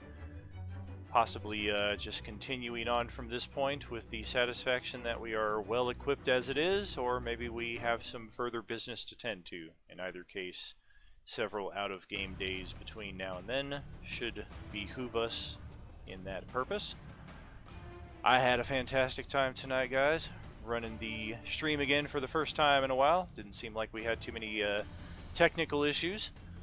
I did have Justin off camera for a while with the Nadir portrait during the early hours when we were having some camera freezes, and then after we came back from the break, I tried it out and switched you back onto the camera and took the picture away, and it seems like the clarity is a lot better once the sun goes down, so we got a good 50-50 mix there. Stream seemed to run pretty well tonight, and then you guys kicked ass with your character acting and almost across the board with the dice rolling. I mean, James had terrible freaking rolls tonight. Otherwise, everybody else did decent to pretty damn good with their rolls. I think it's collusion. I think somebody was working against me during that time. But you know what? It worked out in the end, so I'm happy. Russia. Yeah, there's no way that I could have done any of that. But Oh, I am yeah. the heart of the team and everything. So I have am a- I have the a- morals of the team. Okay, I'll give you that. I can give you that part. Yes, absolutely. That's nice. Really digging how the setup looks here with all of our character portraits, especially the new one of Squee. It's just priceless every time I get a peek at that. Oh yeah, I do definitely like the new setup. Yeah, it looks good. Yes, indeed. Thank you, fellas, for kicking ass tonight. Say your good nights while I get us transferred over to the closing screen, and then we'll have our short after-party discussion in our private Discord chat there. And over the coming weeks, as we continue this process with both Baldur's Gate and Star Wars, we hope to get some of our viewers in those private chats as well. Always good to kind of unwind after the game just by talking about what went right and what went wrong. Have a good night, all. Remember, tomorrow night, RU OCC, it'll be the three of us again, chatting about our 3 questions that we put out on our Facebook page and everything else like that. So make sure you join us for that show as well.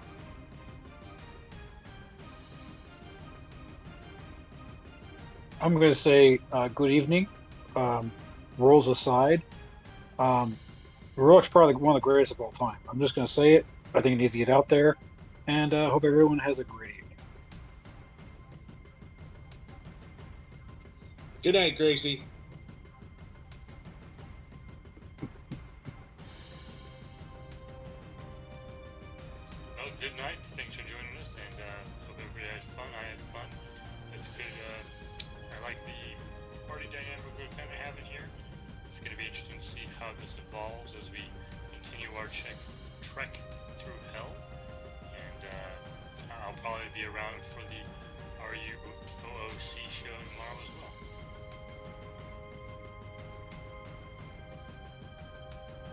I think Squeeze still needs some cheese. Oh, you want Squee to talk? Squee's part of the team!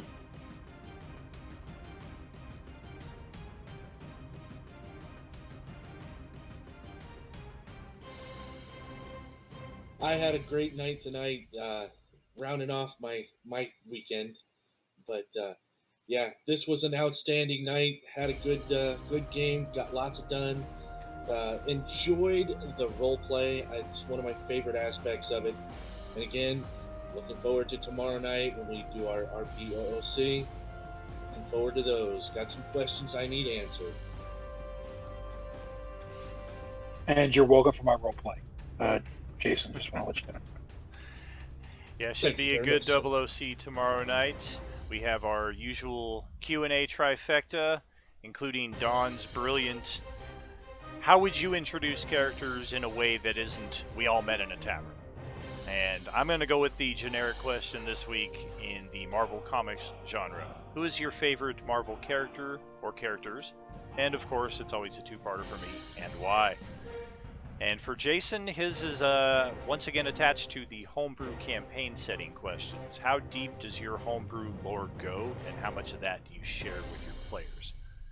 Afterwards, we're going to have a few rounds of back and forth Star Wars trivia between Justin, Jason, and myself. I think we all know how this is going to go. You guys don't stand a chance. I could even take a 3-question handicap, and I would still win by 4. And there's only 5 questions, I think. Dawn hasn't told me what they are. I think we're going to have 5 questions apiece. Hopefully we can get some more of our viewers in between now and then. But, yeah. Bring it. Bring it. You guys are all going down. Yep. I have the questions already set up. Fantastic. Thank you guys again. Great time tonight. And we will catch you all tomorrow night. Have a good one.